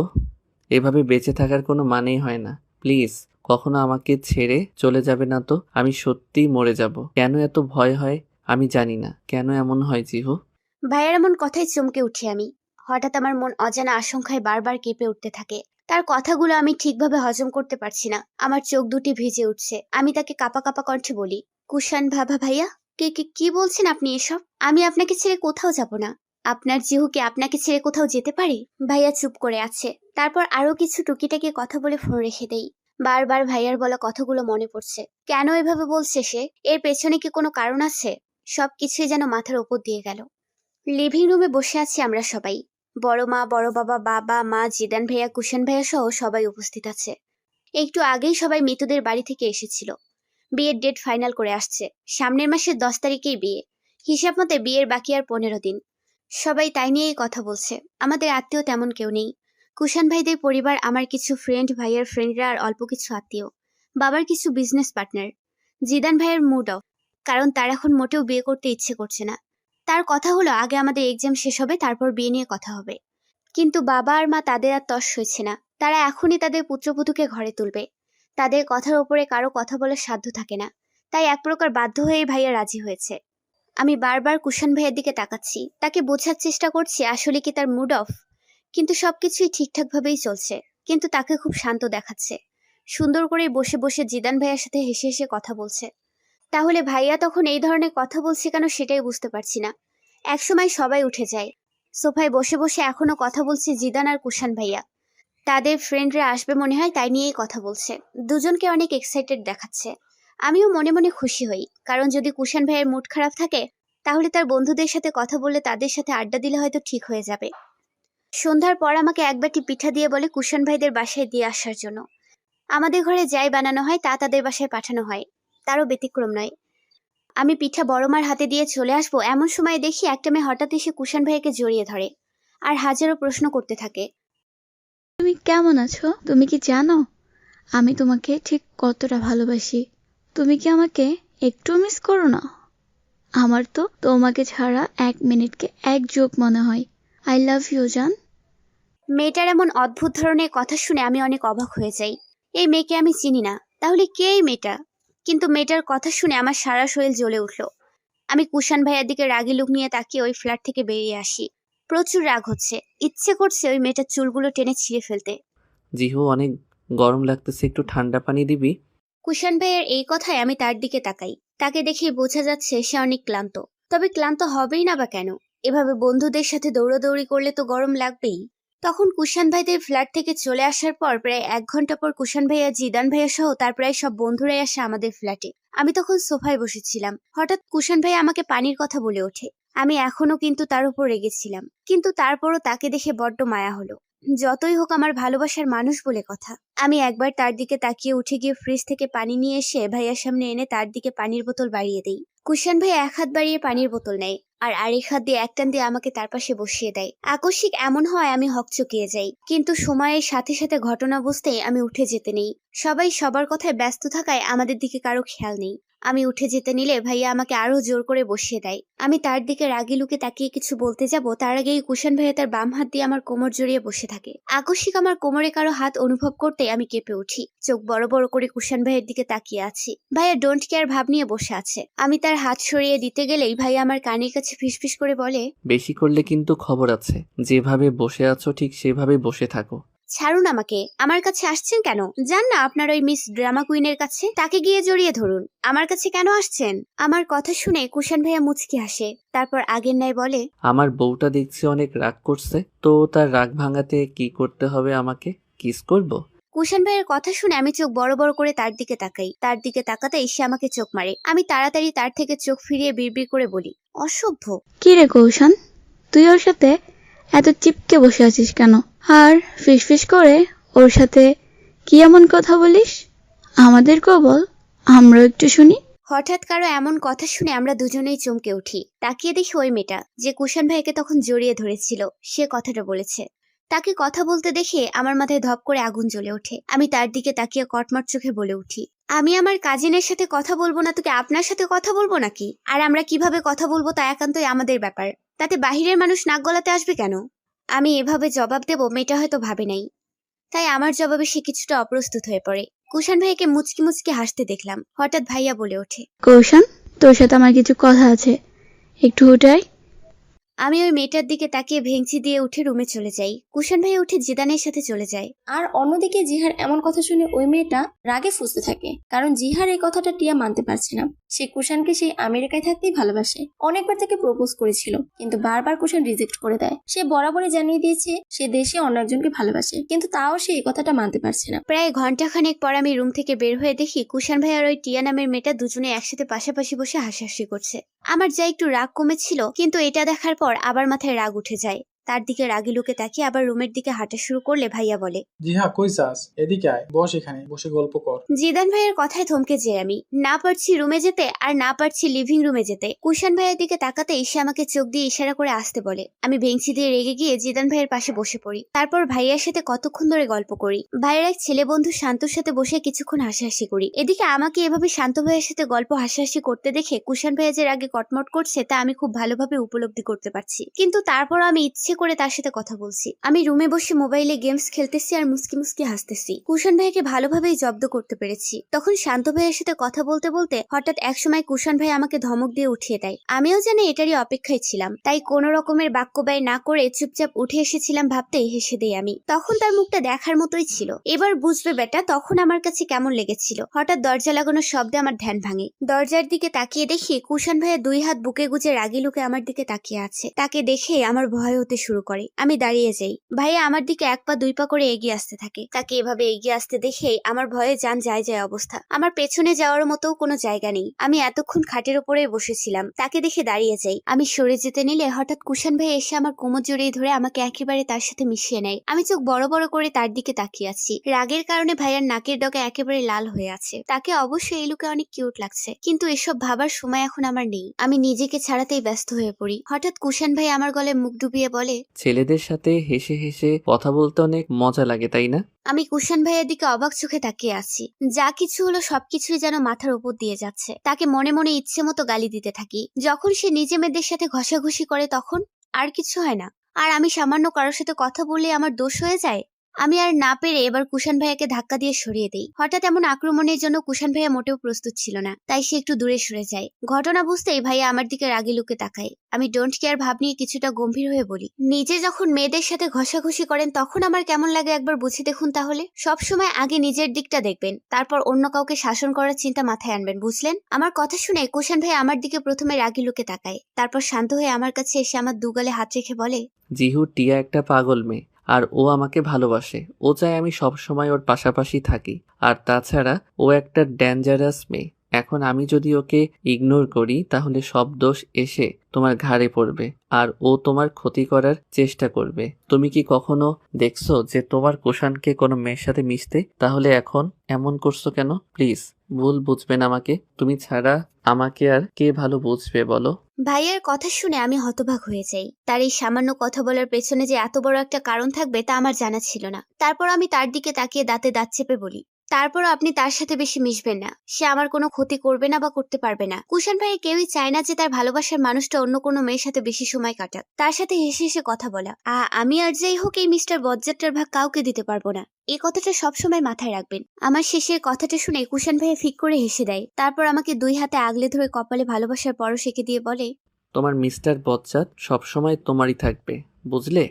খাটের মাঝখানে বসে বসে আমি চকলেট খাইতেছি আর ফেসবুকিং করতেছি। একটু আগেই কুশান ভাই এসে আমাকে কতগুলো চকলেট দিয়ে গেল। চকলেট দেখে তো আমার খুশিতে আত্মহারা। ভাইয়া আমার দিকে তাকিয়ে মুচকি এসে চলে যায়। তার এই ছোট ছোট কেয়ার গুলো আমার অনেক ভালো লাগে। অদ্ভুত মানুষ তিনি সত্যি। এইসব ভাবছি আর মুচকি মুচকি হাসতেছি। হঠাৎ কোথা থেকে যেন একটা 5 বছরের পিচ্চি ছেলে এসে আমার হাত ধরে টান দিয়ে বলে, ছোট মা, ও ছোট মা, এদিকে আসো, তোমাকে সবাই ডাকছে। কত কিউট তুমি, আমার তো অনেক পছন্দ হয়েছে, এবার আসো তো দেখি। পিচ্চির কথা শুনে আমার চোখ কোটো থেকে বেরিয়ে আসার উপক্রম। তার দিকে চোখ বড় বড় করে তাকিয়ে আছি আমি। তার বলা কথাগুলো আরেকবার মনে মনে পড়ে নিলাম। হঠাৎ এক জায়গায় এসে থেমে যাই আর ওর দিকে অবাক চোখে তাকিয়ে বলি, ছোট মা? ছোট মা মানে কি? এই পিচ্চি, তোমার ছোট মাটা আবার কে? তোমার মনে হয় কোথাও ভুল হচ্ছে। আমি তোমার ছোট মা হতে যাব কেন? তুমি ভুল জায়গায় চলে এসেছো পিচ্চি। আমার কথা শুনে পিচ্চি খিলখিল করে হেসে দেয়। তারপর হাসতে হাসতেই বলে, ছোট মা মানে বোঝো না? হাই লে, তুমি তো আমার থেকেও কত বলো, তারপরও বোঝো না? 1 মিনিট বুঝিয়ে দিচ্ছি, তার আগে তুমি চলো আমার সাথে। আমি অবাক চোখে তাকিয়ে শুধু পিচ্চির কথাগুলো শুনতেছি। সে এক প্রকার আমাকে টেনে লিভিং রুমে নিয়ে যায়। সেখানে যেতেই আমি আরো বেশি অবাক হয়ে যাই। কারণ সেখানে আরো 2টা মহিলা আর একজন পুরুষ আর একটা ছেলে বসে আছে। তারা বসে বাবার সাথে কথা বলছে। কারো আসার শব্দ পেয়ে সবাই আমার আর পিচ্চিটার দিকে তাকায়। তাদের দেখে আমি কিছুটা অপ্রস্তুত হয়ে পড়ি। আমাকে দেখতেই বাবা হাসি মুখে বলে, আরে জিহুমা, এদিকে আয় মা। বাবার কথা শুনে আমি জিজ্ঞাসু দৃষ্টি নিয়ে তাদের দিকে এগিয়ে যাই। গিয়ে সালাম দিই। একটা মেয়ে আমাকে তার পাশে টেনে বসিয়ে দেয়। আমি বসতেই মধ্যবয়স্ক একটা মহিলা আমার দিকে তাকিয়ে বলে, মাশাল্লাহ, খুব সুন্দরী তুমি মা। ভাইজান, বাবার দিকে তাকিয়ে, আপনার মেয়েকে আমার ভীষণ পছন্দ হয়েছে। কি নাম তোমার মা? মধ্যবয়স্ক মহিলাটা খুব সুন্দর পছন্দ হয়েছে কথাটা বলতেই আমার বুকের ভেতর ধক করে ওঠে। সবকিছু না বুঝেও আমি কিছুটা হলেও সন্দেহ করছি। এটা ভাবতেই আমার প্রচুর রাগ লাগে। তারপরও ভদ্রতার খাতিরে হাসি মুখে আমার নাম বলি। তারপর মহিলাটি হাসি মুখে বাবার দিকে তাকিয়ে বলে, আলহামদুলিল্লাহ ভাইজান, সত্যি আপনার মেয়ে আমাদের অনেক পছন্দ হয়েছে। আমার ছেলে সম্পর্কে তো আপনাকে বললামই, তারপরেও বলছি, এই আমার ছেলে সামনে বসা ছেলেটাকে ইন্ডিকেট করে। রিমন একজন সফটওয়্যার ইঞ্জিনিয়ার, আর বাকিটা ও কেমন তা আপনারা খোঁজ নিলেই জানতে পারবেন। আর আপনার মেয়েকে আমাদের ভীষণ পছন্দ হয়েছে, তাই আপনার মেয়ে, আমি যা বোঝাতে চাইছি তা নিশ্চয়ই আপনি বুঝতে পেরেছেন, তাই আর বলছি না। মহিলাটার কথা শুনে আমি চমকে উঠি। ছেলেটার দিকে তাকিয়ে দেখি সে নিচের দিকে তাকিয়ে আছে। দেখতে শুনতে ভালোই আছে, তবে আমি কেন ওকে বিয়ে করব? আমি তো অন্য একজনকে ভালোবাসি। ওকে বিয়ে করা আমার পক্ষে কোনোদিনও সম্ভব না। আমি বাবার দিকে তাকাই। এখন বাবা কি বলে তাই দেখার বাকি। আমার খুব খারাপ লাগতেছে। বাবা কিছুক্ষণ চোখ বন্ধ করে থেকে বলে, দেখেন, আমার মেয়ের বিরুদ্ধে আমি কখনোই যাব না। আপনারা হঠাৎ এসেছেন, এখন আমরা ভেবে দেখব, সবার মতামত নিব, তারপর আপনাদেরকে জানাবো। এখনই আমি কিছু জানাতে পারবো না, সরি। পিনপতন নীরবতা বিরাজ করছে চারিদিকে। লিভিং রুমে সবাই বসে আছে। সবাই বলতে আমি, কুষাণ ভাইয়া, জিদান ভাইয়া, বাবা, মা, বড় বাবা আর বড় মা। সবাই আমার বিয়ে নিয়ে কথা বলছে। আমার বাবা কুষাণ ভাইয়ের বাবাকে ডেকে এনেছিল এই বিষয়ে তাদের মতামত জানার জন্য। সবকিছু বড় বাবাকে বলে মাত্রই বাবা থামলো। বড় বাবা চোখ বন্ধ করে বসে আছে। কুষাণ ভাইয়াও নিচের দিকে তাকিয়ে বসে আছে। আর সবচেয়ে বেশি শান্তভাবে বসে আছে জিদান ভাইয়া। কথার মাঝে বাবা একটু থেমে বলে, আমি এখন চাইছি জিদানের বিয়ের কাজ আগে সম্পন্ন করি, তারপর না হয় জিহার কথা চিন্তা করব। এখন তাদের অপেক্ষা করতে বলি। বাবার প্রথম কথাটা শুনে আমি কিছুটা হেসে দেই, কিন্তু শেষ কথাটা শুনতে মনটা খারাপ হয়ে যায়। বুঝি না তাদের অপেক্ষা করানোর কি দরকার আছে। তাদের সামনেই তো পাত্রপক্ষ বসে আছে। তাদের দিকে বুঝি বাবার চোখ যায় না? হঠাৎ বড় বাবার কথা শুনে আমি চমকে উঠি।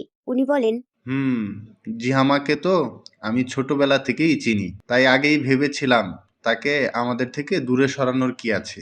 আমার ঘরে একটা ছেলে থাকতে আমি অনেক আগে থেকেই জিহাকে পুত্রবধূ করার কথা চিন্তা করেছিলাম, কিন্তু তোমাদের বলার সময় হয়ে ওঠে নাই।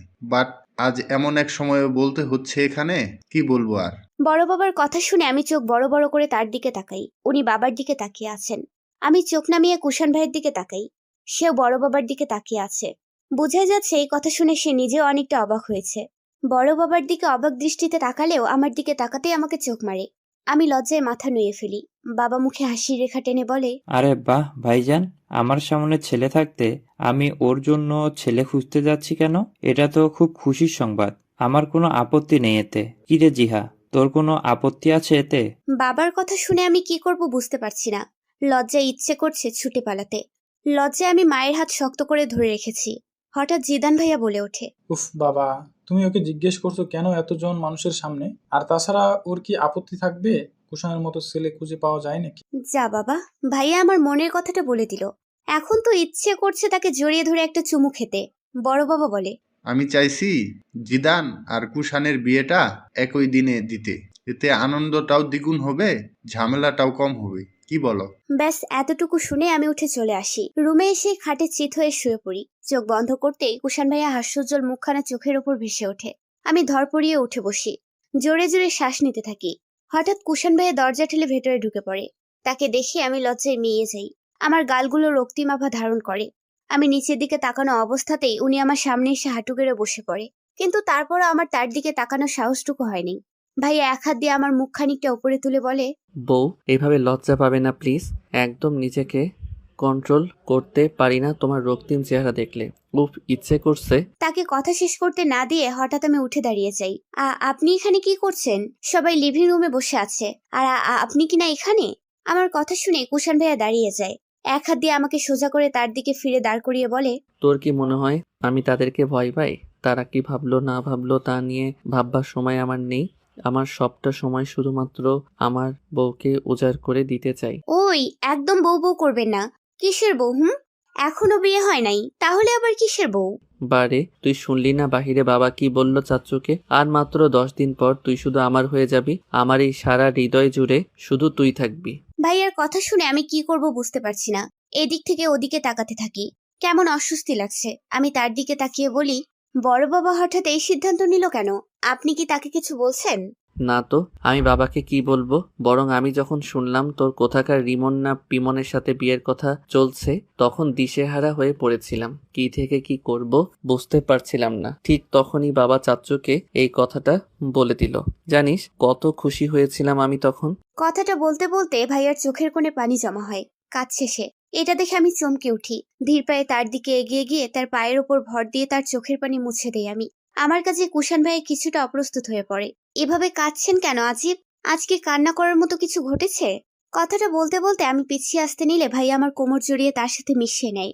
তারপর কানে কানে ফিসফিস করে বলে, আরে পাগলি, এটা হলো খুশির কান্না। আমার নীলপরি আমার ব্যস্ত কুমারীকে কাছে পাওয়ার খুশিতে চোখ দিয়ে পানি পড়ছে। চোখের পানিগুলাও না বড্ড অবাধ্য হয়ে গেছে। সে নিজের জন্য না কেঁদে অন্যের জন্যে কাঁদে। তার কথা শুনে আমি লজ্জায় তার বুকে মুখ লুকাই। সেও 2 হাতে আমাকে আগলে নেয়। কিন্তু পরক্ষণে আমার কিছু মনে পড়তেই আমি তাকে ধাক্কা দিয়ে সরিয়ে দেই। আর তার দিকে রাগি লুক নিয়ে তাকিয়ে বলি, আমি ভাইয়ার দিকে রাগি লুকে তাকিয়ে বলি, বারবার ভুলে যান কেন যে আমাদের এখনো বিয়ে হয় নাই? তারপরও বারবার স্পর্শ করেন কেন শুনি? আমার কথা শুনে কুষাণ ভাইয়া ফিক করে হেসে দেয়। আমি তার দিকে অবাক দৃষ্টিতে তাকিয়ে আছি আর ভাবছি, আল্লাহ থেকে কতটা নিখুঁত হাতে সৃষ্টি করেছে। কি সুন্দর মোহনীয় তার হাসি। আমাকে তার দিকে এভাবে তাকিয়ে থাকতে দেখে ভ্রুকুচকে কিছু জিজ্ঞেস করে। আমি বলি, শুনুন, ছেলে মানুষকে একদম এত সুন্দর হতে নেই, বুঝলেন? বেশি সুন্দর হলে আবার সমস্যা বেশি, হারিয়ে ফেলার ভয় থাকে। আমার কথা শুনে কুষাণ ভাইয়া হাসি থামিয়ে ফেলে। তারপর কিছুটা গম্ভীর স্বরে বলে, আমাকে হারিয়ে ফেলার ভয় সত্যি হয় তোর?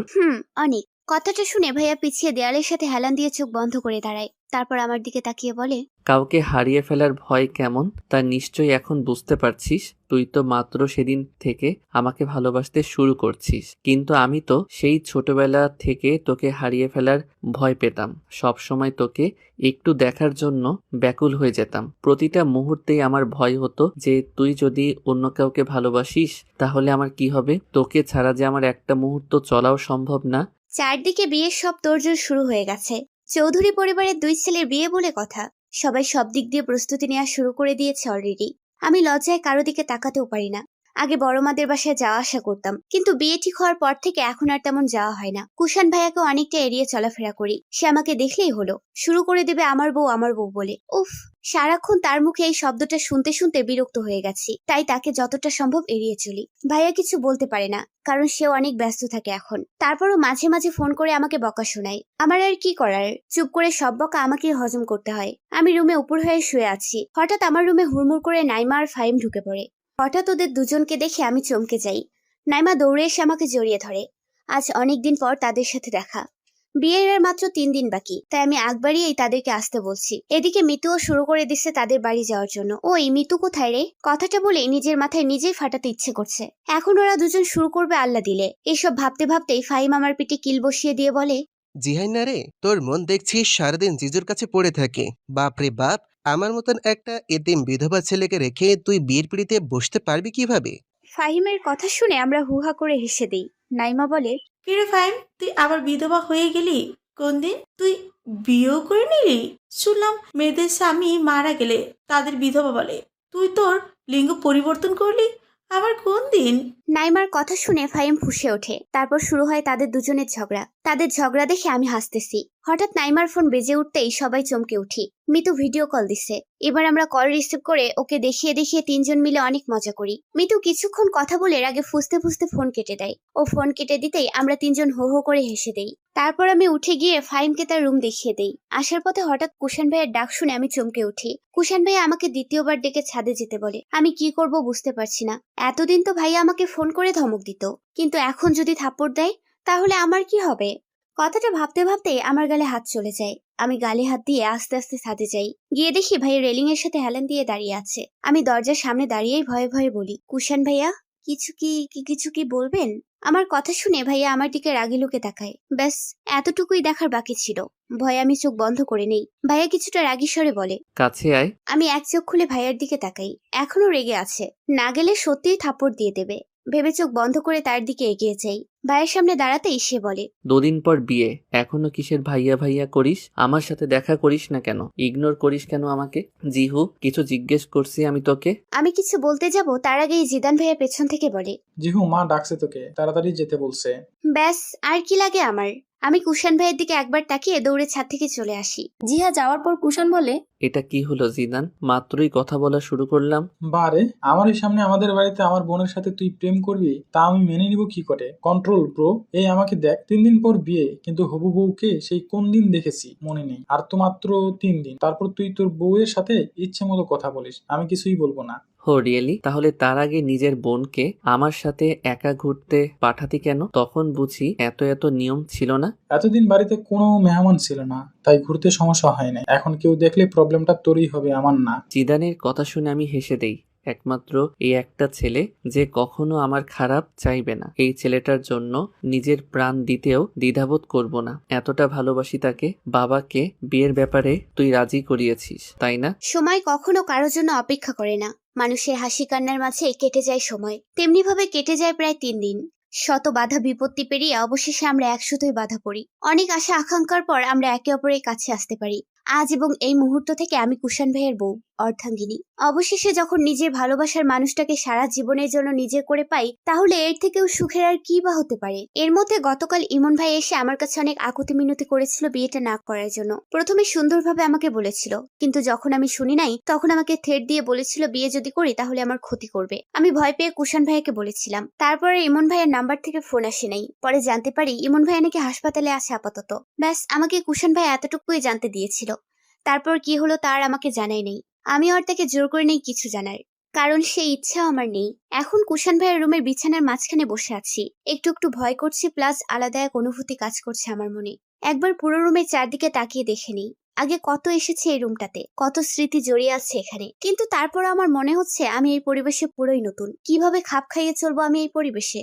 এখন তো এই মানুষগুলোকে আমার বড্ড অচেনা লাগছে, যদিও আমাকে বড় মা আর বড় বাবা সাহস দিয়েছিল। হঠাৎ দরজা খোলার শব্দে আমি কেঁপে উঠি। শাড়ির আঁচল শক্ত করে চেপে ধরে চোখ বন্ধ করে জোরে একটা নিঃশ্বাস নিয়ে বিছানা থেকে নেমে উঠে দাঁড়াই। কাপা কাপা পায়ে কুষাণ ভাইয়ের দিকে এগিয়ে গিয়ে তাকে সালাম দেই। ভাইয়াও মুচকি এসে সালামের জবাব দিয়ে আমাকে এক হাতে তার বুকে জড়িয়ে ধরে আমার মাথায় ভালোবাসার পরশ এঁকে দেয়। আমি চোখ বন্ধ করে তার স্পর্শগুলো অনুভব করতে থাকি। আজ কোনো বাধা না দিয়ে বরং তার বুকে মাথা রেখে পরম আবেশে চোখ জোড়া বন্ধ করে নেই। আমার মনে হচ্ছে পৃথিবীর সব থেকে নিরাপদ জায়গায় আশ্রয় হয়ে গেছে আমার। এখন শুধু তা আগলে ধরে রাখার বাকি। বউ এভাবে সারা রাত জড়িয়ে ধরে রাখবে নাকি আমাকে? আমাকে ছেড়ে দ্রুত ফ্রেশ হয়ে নাও। হঠাৎ কুষাণ ভাইয়ের কথায় আমার ধ্যান ভাঙে। মাথা তুলে একবার তার দিকে তাকাতেই সে আমাকে চোখ দিয়ে ইশারা করে ফ্রেশ হয়ে নিতে বলে। আমি আর কি করব, বাধ্যবের মতো ফ্রেশ হতে চলে যাই। প্রায় 10 মিনিট পর আমি ওয়াশরুম থেকে বের হতেই দেখি কুষাণ ভাইয়া খাটে হেলান দিয়ে আধশোয়া অবস্থায় চোখ বন্ধ করে আছে। ওনাকে এভাবে দেখে আমি ভেবেছিলাম ভাইয়া হয়তো ঘুমিয়ে গেছে, তাই শিওর হওয়ার জন্য তার পাশে গিয়ে দাঁড়িয়ে কিছুটা নিচু স্বরে বলি, কুষাণ ভা। আর কিছু বলার আগেই হঠাৎ কুষাণ ভাইয়া আমার হাত টেনে তার কোলে বসিয়ে পেছন থেকে জড়িয়ে ধরে। হঠাৎ এমন আক্রমণে আমি বোকা বনে যাই। ভাইয়া আমার ঘাড়ে থুতনি রেখে ঘোর লাগা কণ্ঠে বলে, 7 বছর 3 মাস 7 দিন 4 ঘন্টা ভালোবাসার পর আজ বিয়ে করলাম নিজের ভালোবাসার মানুষটাকে। আজ যখন তাকে নিজের সবটা উজাড় করে নিজের করে নিব, তখনও যদি সে আমাকে ভাইয়া বলে ডাকে তখন কেমন লাগে বলো তো? বউ, আজও কি তুমি আমাকে ভাইয়া বলে ডাকবে? একটাবার শুধু নাম ধরে ডাকো না প্লিজ। ছাড়ুন প্লিজ। আগে কুষাণ বলে ডাকো, তাহলেই ছেড়ে দেব। পারবো না, আমার অভ্যাস হয়ে গেছে, সহজে ছাড়তে পারবো না। ওকে, তাহলে এভাবেই থাকো। কুষাণ ভাইয়ের গরম নিঃশ্বাস আমার ঘাড়ে আছড়ে পড়ছে। অন্যদিকে তার এই স্পর্শ সহ্য করার ক্ষমতা আমার নেই, তাই চোখ খিচে বন্ধ করে বলি, কুষাণ প্লিজ ছাড়ুন আমাকে। বাহ রে বউ, এত মিষ্টি করে ডাকলে কি ছাড়তে ইচ্ছে করে? এটা কিন্তু চিট হচ্ছে, ছাড়ুন আমাকে। কথাটা বলতেই কুষাণ ভাই আমাকে তার দিকে ফিরিয়ে আমার অধর যুগল দখল করে নেয়। তারপর কয়েক সেকেন্ড পরেই ছেড়ে দেয়। তার হঠাৎ এমন কাছে আমি চোখ বড় বড় করে তার দিকে তাকিয়ে আছি। তারপর আমাকে ফেলে বেলকনিতে চলে যায়। আমি কিছুক্ষণ হতভম্ব হয়ে বসে থাকি। তারপর মনে পড়ে সে তো আমার স্বামী। তাহলে তোর এত সমস্যা কি জিহা? কথাটা ভেবেই আমি মুচকি হেসে উঠে দাঁড়াই। উঠে গিটার হাতে নিয়ে বেলকনিতে যাই। দেখি কুশান ভাইয়া উল্টো দিকে দাঁড়িয়ে আছে। আমি যেতেই একবার আমার দিকে বাঁকা হেসে আমাকে নিয়েই দোলনায় বসে পড়ে। তারপর আমাকে এক হাতে জড়িয়ে ধরে হাতে একটা আংটি নিয়ে আমাকে পরিয়ে দেয়। হাতে একটা চুমু দিয়ে বলে, একটা ছোট উপহার বউ। আমি তার বুকে মাথা রেখে হাতে গিটার দিয়ে বলি, আপনার ভালোবাসার কাছে এসব কিছুই তুচ্ছ। একটা গান শোনাবে প্লিজ কুশান? আমার কথা শুনে সে মুচকি হেসে গিটারের টুংটাং শব্দ করে সুর তোলে। তোর বর্ষা চোখে ঝরতে দিব না বৃষ্টি, তুই জাগবি সারা রাত, আমি আসবো হঠাৎ তোর বর্ষা চোখে ঝরতে দিব না বৃষ্টি। পুরো গান সে আমার দিকে তাকিয়ে শেষ করে। আমি মুগ্ধ নয়নে তার দিকে তাকিয়ে আছি। এত সুন্দর করে এত আবেগ ঢেলে দিয়ে কিভাবে এত সুন্দর গান গাইতে পারে কেউ? হঠাৎ সে আমার সামনে হাঁটু গেড়ে বসে পড়ে। আমার 2 হাত তার হাতের মুঠোয় নিয়ে বলে, তোকে অনেক ভালোবাসি বউ। আমার এই প্রতিটা অতলে শুধু তোর স্পর্শে ভরিয়ে দিতে চাই। আমার একমাত্র অতল স্পর্শী যে শুধু তুই। তোকে ছাড়া আর কাকে এই অধিকার দিব বউ? অনেক ভালোবাসি তোকে। যতটা ভালোবাসলে অন্য কাউকে ভালোবাসার ইচ্ছাটা মরে যায়, ঠিক ততটা।